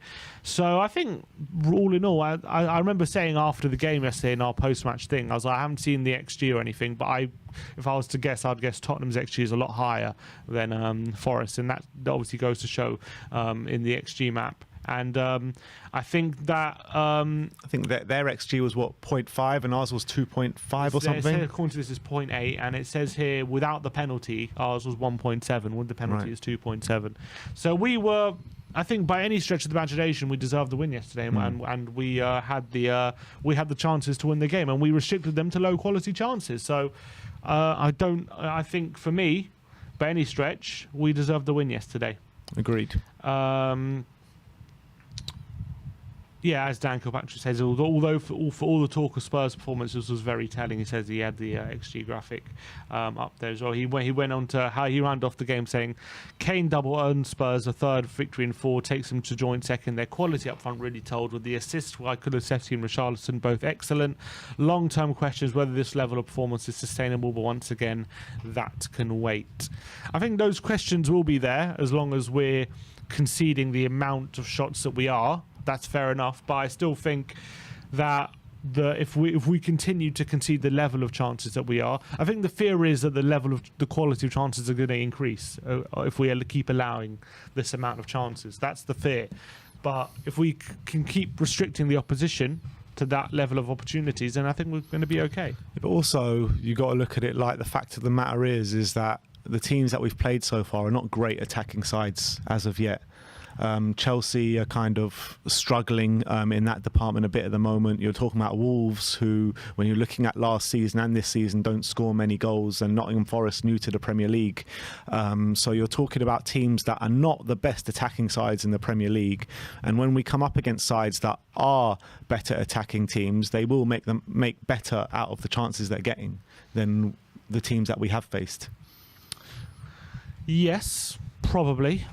Yeah, I'd agree with that. Although I would say, I do agree if we perform like we have at the start of the season, that's probably true. But in terms of control, we probably had very similar possession stats and stuff like that when we played City and Liverpool. It wasn't as if we had loads of control, but we just restricted the when they had possession, we restricted their quality of chances, and that's what we're doing at the moment. This was an interesting comparison. So this is how comparing Harry Kane to Alan Shearer after 266 Premier League games. So after they had the same amount of games. Read it out because I can't read it from here. So after 266 Premier League games, after 286 Premier League games, Shearer was 31 years of age, Kane's 29. Shearer had 186 goals, Kane has 187. Shearer had scored 37 penalties, Kane has only scored 28. Goals inside the box, Kane has more, 164 to 160. Shearer had more goals outside the box, 26 to 23. Headed goals, interestingly, Kane has more headed goals than Shearer did at the same point. Hat-tricks, Shearer actually has more hat-tricks, 11 to 8. And this one's interesting, assists. Who would have thought who would have more assists after the same amount of games? Kane, no? Shearer has 51, Kane has 43. And actually, with those stats is also quite surprising because the other stat you read out, the long shots, the goals from outside the box and the headers, I would have thought it the other way around. You'd have thought that Kane would have more outside the box and Shearer would have more headers, but it's actually the other way around, yeah. Who would have thought that? But interesting. But look, in terms of number of appearances, if you're looking at this, Kane should blow Shearer out of the water in terms of his record because Shearer at this stage was 2 years older than Harry Kane. And also had one less goal, and was being 2 years older. If Kane, I'm so confident Kane's going to break Shearer's record. I really am. It all depends on if Harry Kane can stay away from those big injuries, in my opinion. And people keep talking about that, but when was the last time he really had one? No, he hasn't had one in a while. 2 years now. No, probably the last time he had it was. When we played Southampton, he got that big hamstring injury. Wasn't it when Jose was our manager? He never had a big injury. Did he not have an injury when he was out for that time during lockdown and just before lockdown? That's when we played Southampton. Oh, right. Okay, so we're talking about the same injury. That hamstring injury. That was in 20... That was under Jose. January 2020. That was under Jose. Under Jose, yeah. Oh, okay. Sorry, I was thinking about his second season. He never, because he's been now 2 seasons. Last season, he pretty much played every game. Apart from the opening game where he missed because of he wanted out. But the season before that, I think he played every single game under Jose, apart from maybe one in January when he missed an injury. We got injured against Liverpool or something. He must have missed one game. Last 2 seasons have been pretty injury-free. Pretty injury-free. I think maybe it's a case of he kept having these problems with his ankles, didn't he? And now maybe it's fully recovered and he's stopped having these injuries with his ankles now.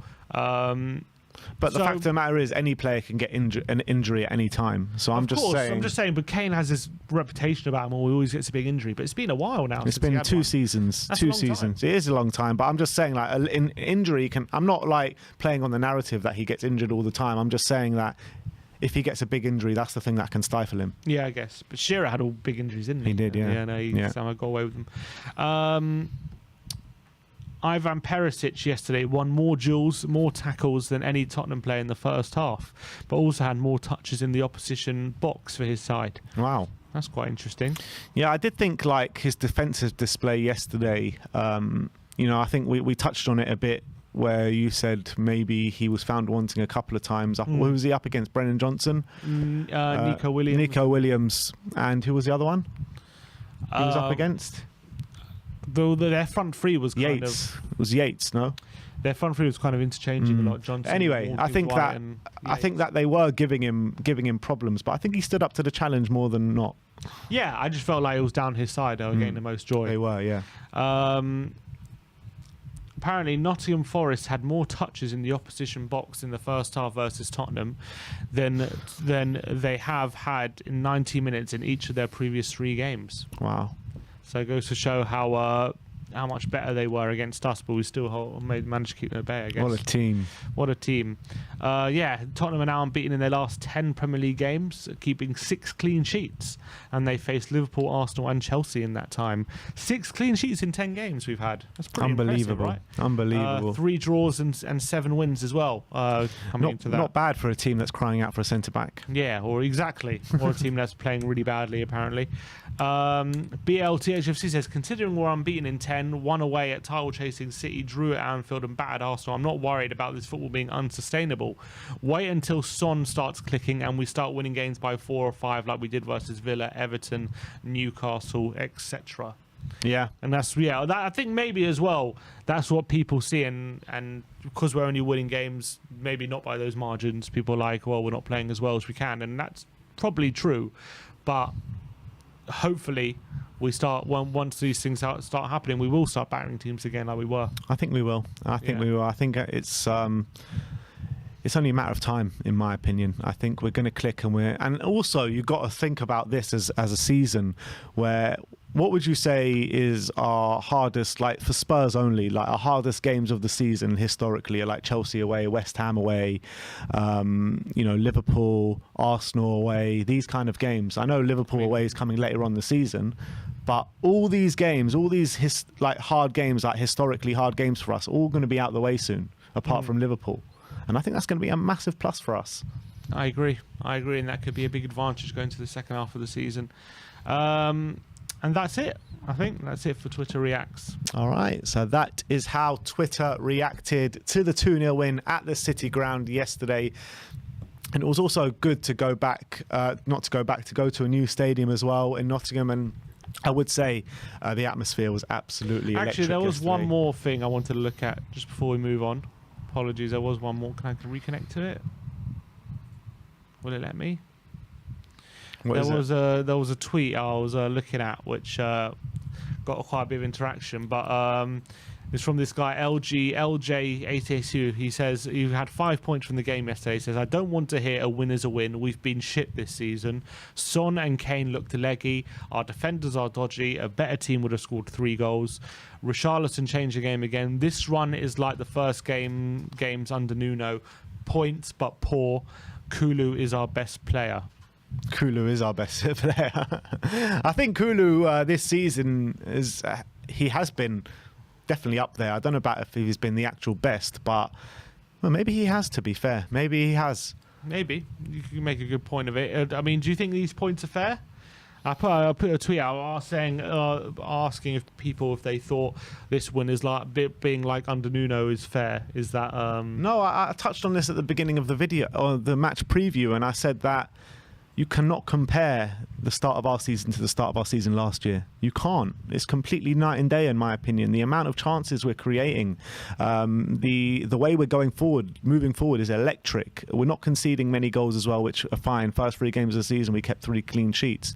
But I think the actual performances are absolutely night and day to what we saw last season. And I think everyone could see maybe the troubles that maybe could have been around the corner when you're creating only 1 chance a game.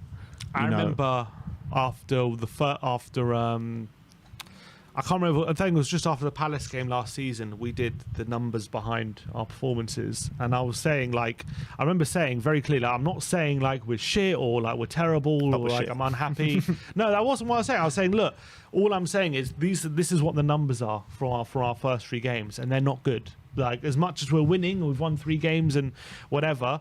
If you look at these numbers, we're really low progressive passing, we're really low chances created, we're really running low, stats as well. The running, like, we're really low on all these metrics, and that's something to be wary of. We were literally 20th. We were bottom of the league for all these metrics. I remember people giving me pillars. Oh, you're being negative. We won 3 games. Why are you being so negative? Like, what all I'm saying is these are the numbers. I'm not saying we're terrible, or maybe these numbers are going to improve, and maybe whatever. But I'm just saying right now. And what happened was the numbers caught up with us, and we ended up being terrible. A few weeks later. Exactly. But if you look at the numbers now, they're completely different. Yeah. Our XG is very, very high. Yeah. We concede very low chances. Absolutely. Our shot yesterday we had 7 shots on target. Compared to 1 for the opposition, and people are still saying we've been shit. So I think that's something to be wary of. Yeah, I completely agree. I couldn't agree more, to be honest. Yeah, that's it. All right, super chat here from Bob Spur, member for 17 months. Big up, Bob. And he says, Liverpool against Palace, City against Newcastle, Chelsea against Everton. We seem to use the good teams get results when playing badly narrative on all teams but Spurs. What would you say to that? 1 sec. Liverpool, Palace, City, Newcastle, Chelsea, and we seem to use the good teams game. Yeah, I mean, because we always concentrate on ourselves. That's why I think we don't. Yeah, but I'm seeing it from other fans of other clubs as well. They're being like, "Oh, you were shit today, though. Yeah, like you were lucky." Stick to beat us with. You could use same. You could have used exactly the same for Arsenal against Fulham. You could have said the same for Arsenal against Palace. They probably got they could have easily dropped points in both those games. City could have easily dropped points yesterday against Palace. Liverpool have had some really poor results so far. Look. This is the thing. When you're in the Premier League, every team is really good, and every team has their own good players and their own star players and things like that. You're never going to go through a whole season where every game you're not conceding any chances, and you're not going to have these periods in games where you're sitting deep and you're soaking up pressure and making sure you're doing the right things defensively. And I think we've been doing that. And I think there will be games where we will control the game and we're going to be free-flowing football. We're going to absolutely batter them. But there are going to be games like yesterday. You think this is going to be the last time we have games like that? We could be playing on top of the world, scoring 4 or 5 goals, and then one game, the next game, we're going to have to play like that and get a result. That's just how it is in the Premier League. And yeah, maybe it's happened for all 4 games. First of all, the first game we completely wiped before Southampton, but maybe in the next 3 games we've had to dig deep to get the results. But I don't think it's been a case where we've been completely on the ropes. And maybe, again, apart from maybe the Chelsea game, I don't think it's been a case where against Wolves and Forest, where we've literally been on the ropes and hanging on by a thread and we're just about getting over the line. I don't think that's been the case. I think we've managed the game really well. I think we've had to, as Conte says, we've had to suffer really badly in moments in the games, but when we had our time to control the game, we've been completely dominant, and we've been much better, and we've taken on and created much better chances than the opposition have created. And I think that doesn't get acknowledged. I think people think it's like easy to soak up pressure and then hit on this. This isn't an easy thing to do, to manage the game like we've been doing. And I think we're doing it pretty effectively. And what a breath of fresh air it is that when we do concede possession, when we do concede control in games, that we don't fall flat on our asses like we used to. Like, how many times under Nuno and even maybe the earlier stages of Conte, when teams just started to dominate us, we just fell flat on our asses and start conceding goals. We're strong. We stand up to the challenge. We've got Højbjerg, like an absolute warrior, putting his body on the line for the team. We've got defenders like Sanchez coming to step in admirably. You've got Dyer and Davis there also performing really well. You've got Emerson Royale as well putting a shift in defensively, and Perisic too. So I think that the team is in a completely different way than it was at the early stages of last season, and I think it's so unfair to compare. I think this fan base has PTSD from Nuno, definitely. Honestly. Still, now we have Conte and Jose. Still, any sign of playing badly and winning is like, oh, it's just like Nuno. Honestly, it's like, no, this is just different, man. Nuno didn't go 10 matches unbeaten. He didn't go through periods where he was getting more points than City and Liverpool over long stretches. Like, this is just different. Not only that, we're a much better squad now with Kulu and Bentancur and all these different things. Like, people have to just get over the fact that we won a few games playing badly under Nuno. Just get over it. It's different. Look at it as a positive. Look at it as a positive. Like any other club that gets points while playing badly, use it as a positive. Exactly. Why do our fan base? Why is our fan base like, oh, we're playing crap at the moment? Oh, how long can this last? And blah, I don't blah, even blah. think we're playing that badly. I don't even think we're playing that badly as people. Have you ever noticed that? Have you ever come across a fan base that lay into the team as much as we do when we win? No. No, definitely not. All right, well, let's move on to the guests and let's get on the Joricle. Let's see what he has to say. How's it going, Jory? Sorry. I think you're on mute, or is You're that mute. us? Sorry, Yeah, we can hear you now. amateur hour. Sorry about that, guys. All good. Nice to see you, Jory. Hope you're doing well. Yeah, I'm doing good. I'm doing quite well. I tried to call in yesterday. I was actually really desperate to get a word in, but for some reason I couldn't connect. But Well, you can have your say I'm now, here Jory. now, What so did you want to talk about? yeah. Well, so there's a couple of things I want to start with, especially I think one of the main conversations going on now is the one about us not playing very, very well, but we're still winning, and how that's a good thing and sign. Oh, do you got cut off?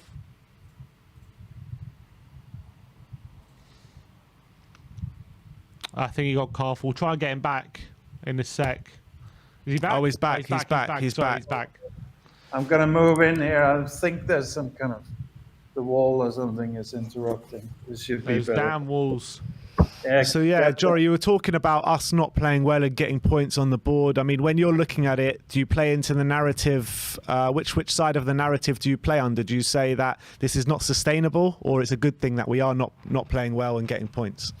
Well, it's amazing news, to be honest, guys, because this is the structure and the discipline that we've always been lacking, which meant that we were losing these kind of games against the bottom half of the league.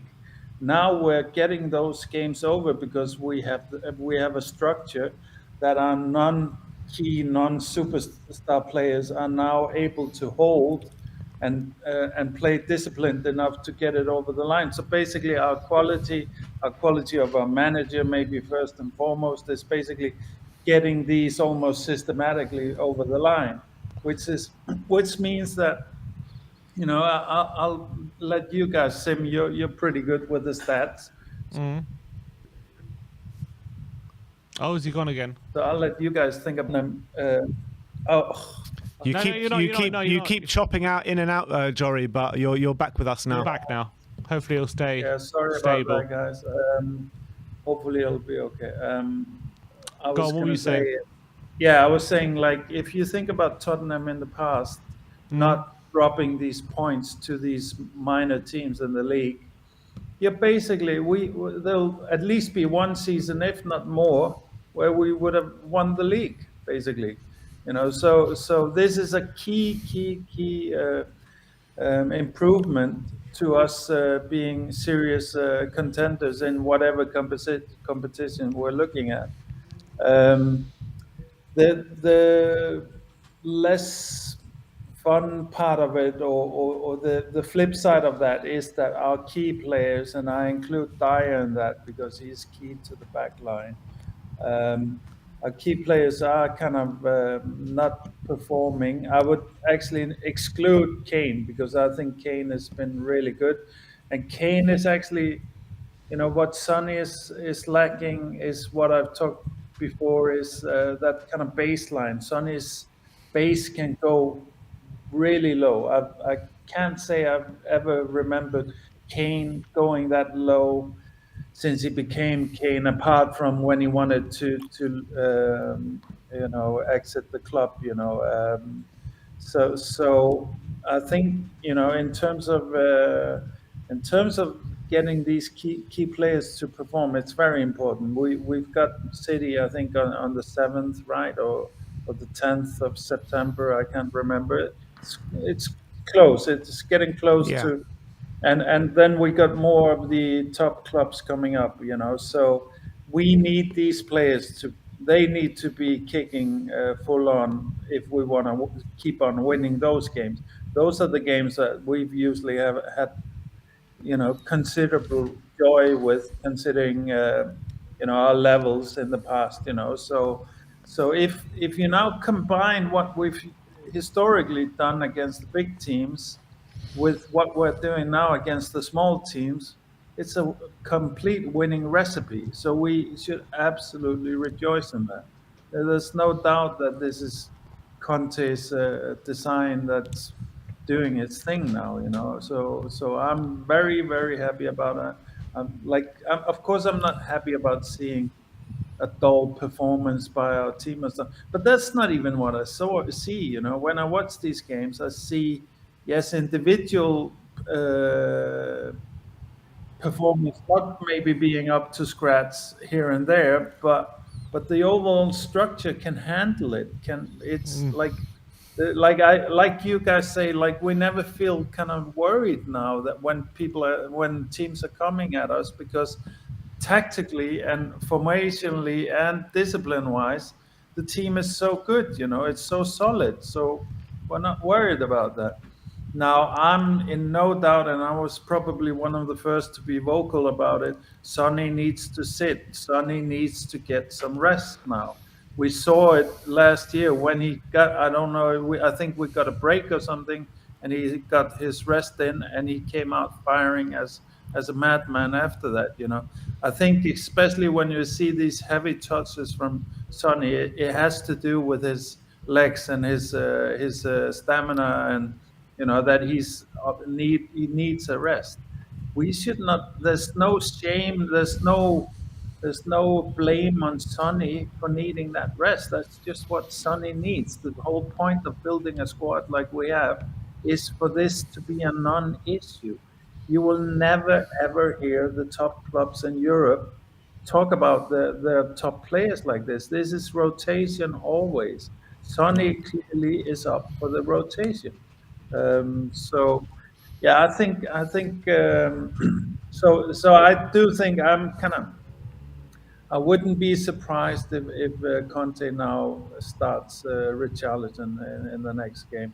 Also, because of the shorter rest period for sure, and Richarlison was really fun and good, and is the kind of guy you would want for Derby anyway. So I think this game on Wednesday is tailor made for Richarlison. I really believe exactly, that. I think so too. Exactly, and I think you guys were talking about it. And Ben, you seemed upset about the criticism he got for the kick-ups and stuff like that. I think you shouldn't be upset. We want it like this, Ben. We want them to absolutely lose their mind. Exactly. We want Richarlison to trigger all our opponents, and now I'll, if, and especially if Richarlison gets that kind of a word on him, which he already has, but if he has that reputation, everybody's going to go into the game like expecting that and being really sensitive to that. So when he does something, can you now imagine yourself watching the North London derby, and he does something like that next to Xhaka? He's red card all day. That's a red card. One, no problem. And that's exact. I think Conte, he doesn't tell Richarlison to do these things, but he certainly doesn't tell him to stop doing them. I think Conte knows exactly what he's doing by having a player like this in the group. It's triggering for all the hotheads in the opposition team, and that's just what we want to do anyway, and West Ham is definitely there's plenty of targets there, I think. So so I think that's also really, really good. But do you think, Jory, that it was disrespectful to the opposition what he did? I mean, and to the point of triggering them, yeah. If it is, I don't care. I mean, should I respect?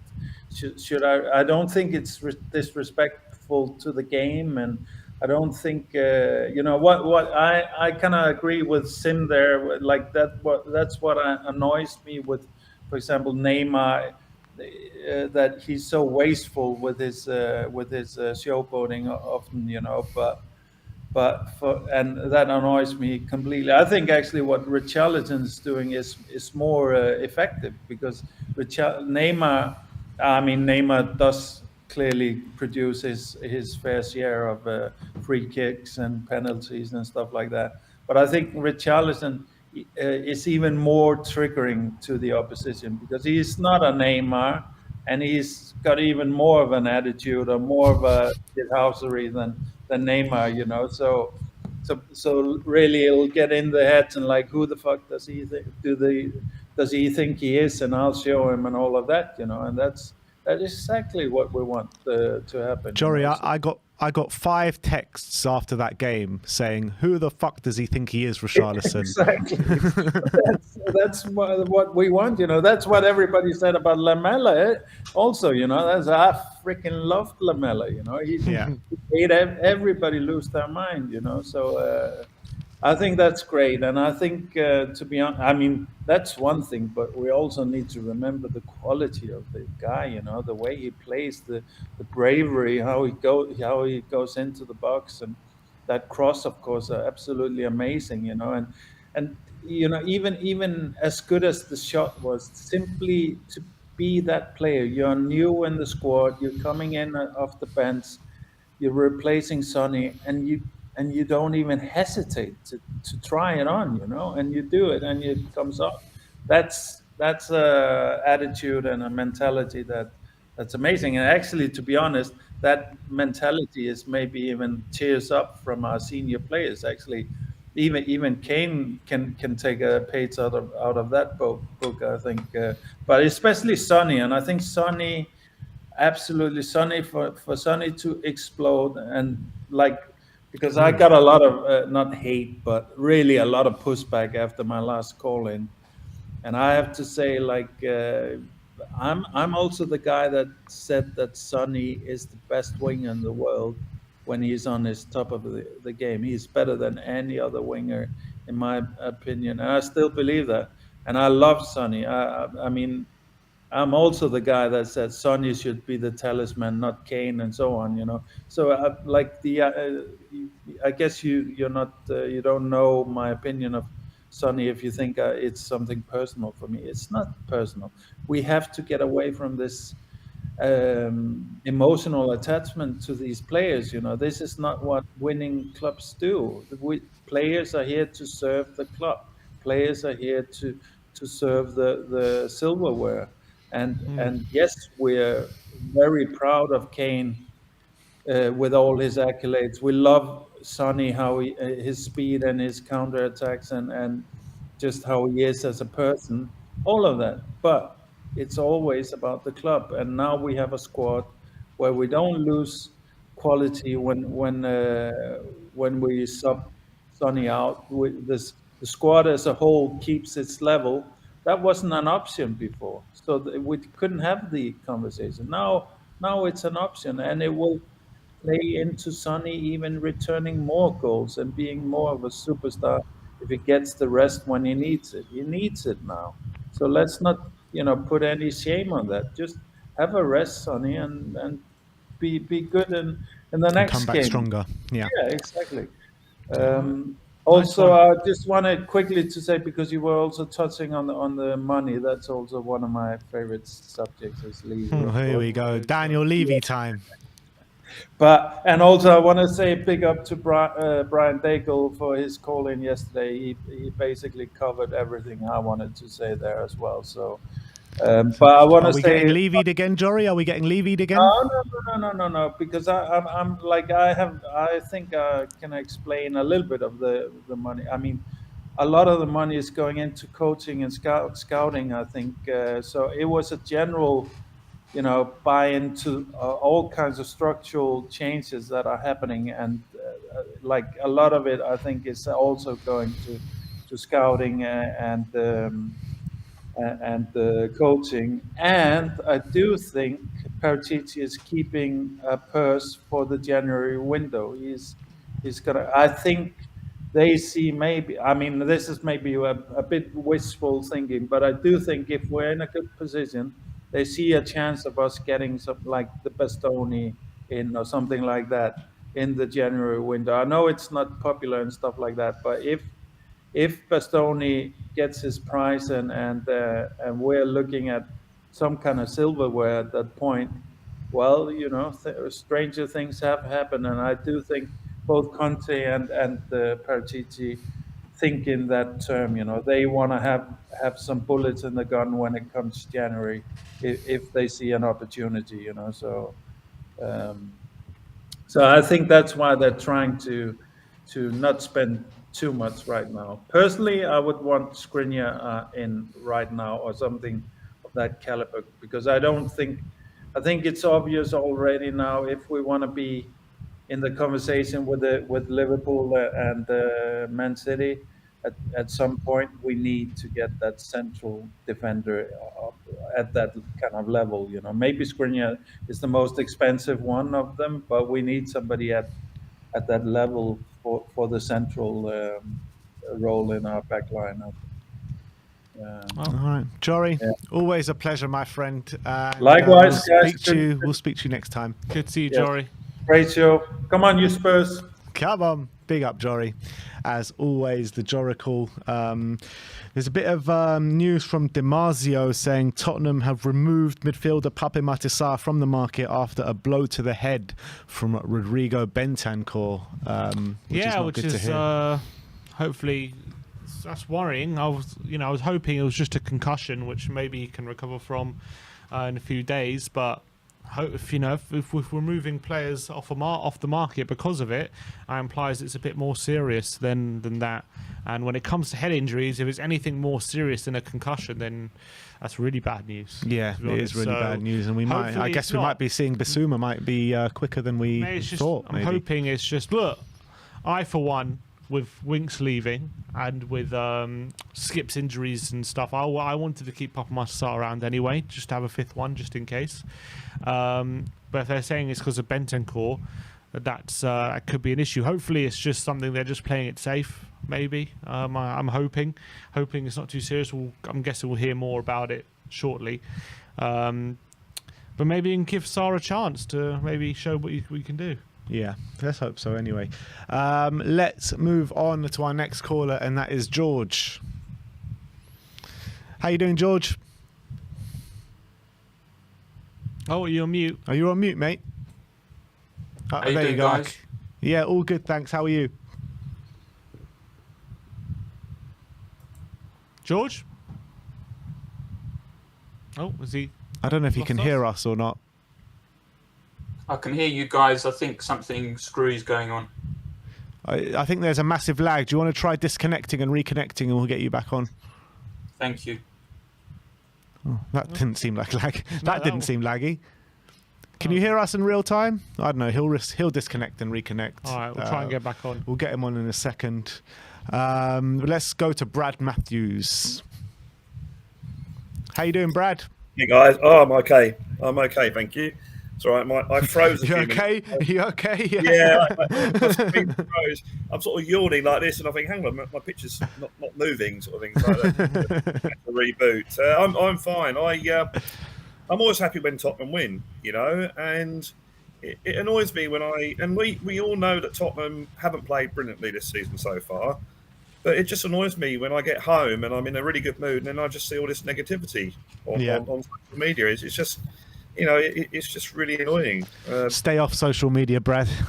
Well, yeah, it's toxic sometimes, and I just don't get it. And I know we need to play better. Of course we do. I know that if we play better teams, they're going to score against us if we play like we are. But this is a team that, and once that starts happening, once the new players get into the rhythm, and we start doing all the rotations, which I think will start happening this Wednesday, because I think from now until the World Cup, it's 2 games a week. Pretty much, yeah. Yeah, we're not talking about, League Cup games against, Dagenham and Redbridge. We're talking about Champions League games. So I'm sort of a bit annoyed at the negativity. How bad have we actually been, though, Brad? Because yesterday, although, maybe in parts of the game we had to sit deep and soak up pressure, but overall, we created far better chances than Forest, than we conceded. Did we not deserve to win the game in the end? I thought we deserved it. I've seen us play far worse. Far worse. If you look at our season, Brad, you lived through the 90s, mate. Well, exactly. When getting into the UEFA Cup was like, wow, we made Europe. I remember that. All celebrating, but no, we played pretty well against Southampton. Our first half was poor against Chelsea, but we stuck in. Our first half was poor against Wolves, but credit the Wolves, they played well. And yesterday we played a team that are on the upper. They've got that enthusiasm in the Premiership. Haven't been there for 23 years or whatever it is. And they came at us as I thought they would. But I thought we looked pretty dangerous on the break. I think the Kane-Son partnership's not quite clicking at the moment. Once that starts clicking, we'll be a far better team. But I thought we looked pretty good on the break. We always looked like we could score. And whenever they got the ball, we defended. We defended in numbers. You could see the two clear lines of 5 and 4. So I don't think it's been that bad. But yeah, of course we have to improve. But I don't think it's been as bad as everyone seems to think it is. Yeah, I agree. I mean, in terms of the positives, what has really stood out for you this season? I think Kulichevsky, sometimes it does get overrun, but I think Højbjerg is having a good season. Again, I heard you earlier talking about this. Suddenly, Højbjerg seems to be the player this season. Everyone's going to have to go at, and I don't know why. He's been our best player. People down the fact that we just keep playing. We seem a lot more professional under Conte. We're winning games without really going into top gear. We're sort of just play our game, be patient, and in the end, the skill will show. The players that we've got will come out. You're always going to get teams that are going to come at you, but at the end of the day, if you've got world-class players like Kane and Son playing, that's going to tell. And yesterday was one of those things. Who scored the 2 goals? Harry Kane. He could have had a hat-trick really if he'd got the penalty. So it's. Yeah, I do like that, and I think that togetherness seems there. Which that team togetherness is there, I think, which I think is really important. Brad, a lot of people are making comparisons to the first 3 games of last season when we won all 3 games and weren't playing well. What would you say to those people? Just look at the stats. I mean, I'm not much of a stats man, but just look at the stats for shots on goal, shots on target. For the first 3 games that we had under Nuno compared to the first 3 games we've had under Conte this season. Just look at that and that will tell you all you need to know. I heard you guys earlier talking about it. And we're making a lot more chances. We're looking like we're scoring now when we're coming forward.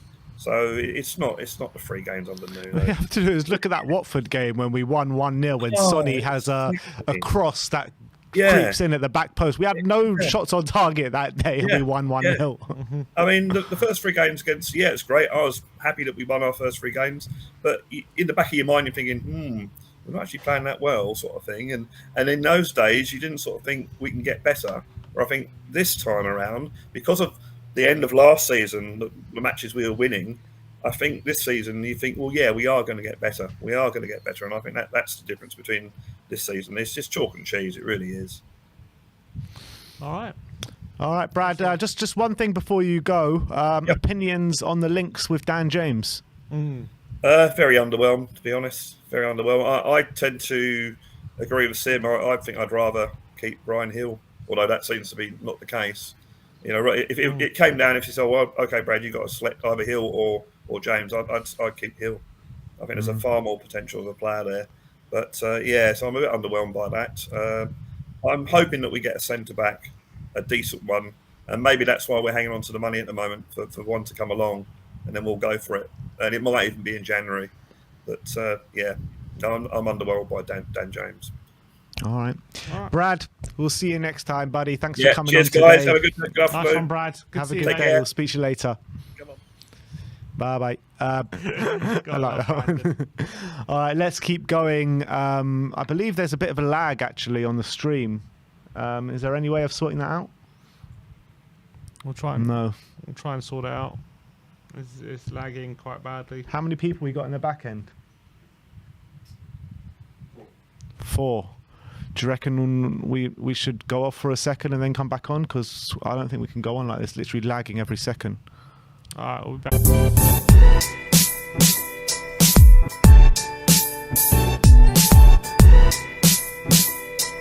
All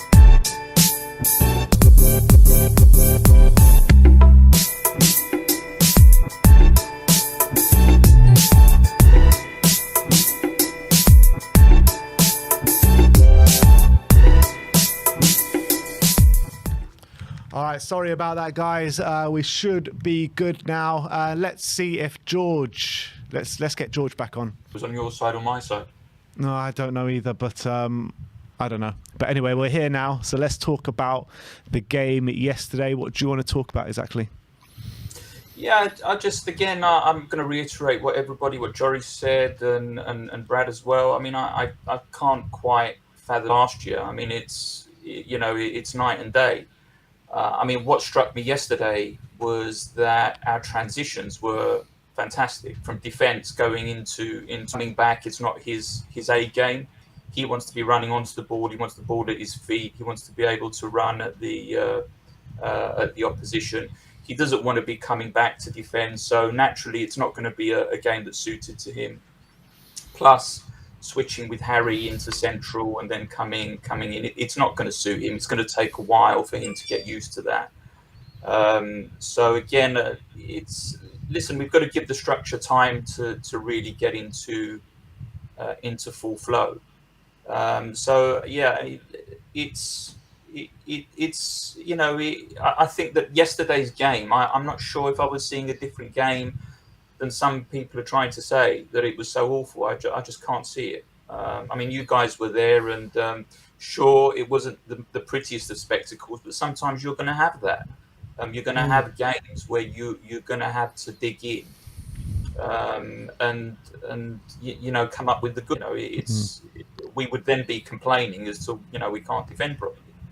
So yeah, I mean, look, I think everyone's just got to get a bit of a grip and put it into context. Why do you think people are so negative, or some people are, about how we're playing at the moment, despite the fact that we're creating better chances in the opposition by and large? Our XG, we keep our XG is a lot higher than the opposition teams pretty much every game. We're not conceding. I just think that we've just got used to complaining. Honestly speaking, I mean, generally as a fan base, we are not where we want to be. We want to be up there, competing with the best. We want to have trophies in the trophy cabinet, and I think we've just got used to complaining. So when things are going pretty much okay, we've got to find something to moan about. I mean, social media these days doesn't help. People want to have something to say, and again, it just sort of blasts it into some sort of an issue when in fact one doesn't really exist.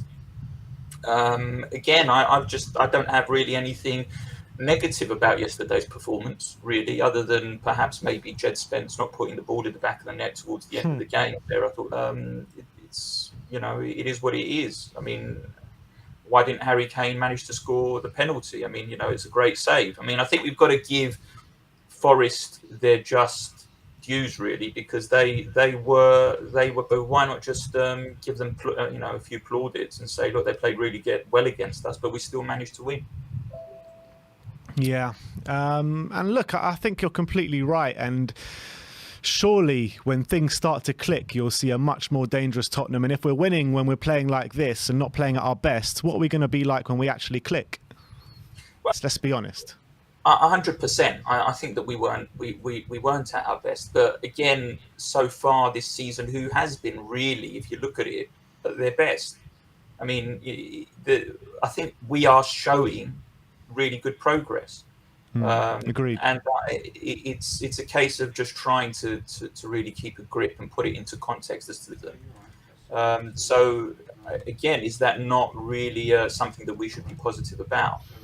But again, I mean, things are going to take a little bit longer to get things rolling. Obviously, Sonny isn't happy about being taken off, and I'd rather that would be the case than I dare say a few of the others. But why can't we be positive, for example, about Sanchez's performances so far? Yes, Emerson Royale, for all the stick that they were receiving over the last couple of seasons. Why can't we say, well, you know what, our defence has performed pretty much consummately, really. I mean, there was a few set pieces from Forest yesterday that we dealt with without the usual drama, and I'll say something else. I was even happier to see a team playing yesterday without a shirt sponsor. I've just found that so refreshing yesterday. I know it's probably a matter of time before they get a new one, but having been a child of the 70s and remember watching all my football with no shirt sponsors, I thought that was quite nice. Yeah, I completely agree. Just before we let you go, because we've got a bit of issues with the internet at the moment, but I just want to get your opinion on the links to Dan James. These days with Conte as manager. You rightly say Conte can take on a player and really transform them, and we've seen that, with, I don't know, 4 or 5, 6 players so far. So again, Sanchez, Royale, Doherty, I mean, the list, goes on. Davis, Dyer. Yeah, I mean, there is maybe a player in there, and if there's a deal to be done, then why not? I would. Great opinions as always, and we shall speak soon. Nice shirt, by the way. I like that. What shirt is that? Come on, you Spurs. I think it's one of the first Nike training kits, I think. I found from a few years back. Yeah. Nice, I like it. Well, anyway, thanks for coming on. Big up. Take care. Come on, you Spurs. Come on. All right, I think we're going to have to leave it there today. Sorry, ways the clips from today's streams, and also potentially Perspective and the FPL review as well. There's a Tottenham update potential. Jean-Michael Orler says there is another English club who have come in last minute for Lucas Paqueta, and I can't say the name. The thing is, Orlas is just the biggest liar in the world. This probably means no one has come in. Never know. I just remember before we signed Lloris, before we signed Ndombele, literally the day before, he's like, nah. But anyway, we'll see what happens. 4 days left of the window. Thank you, everyone, for joining us today. We'll see you all very soon. Like, subscribe, and comment. And as always, come on, you Spurs.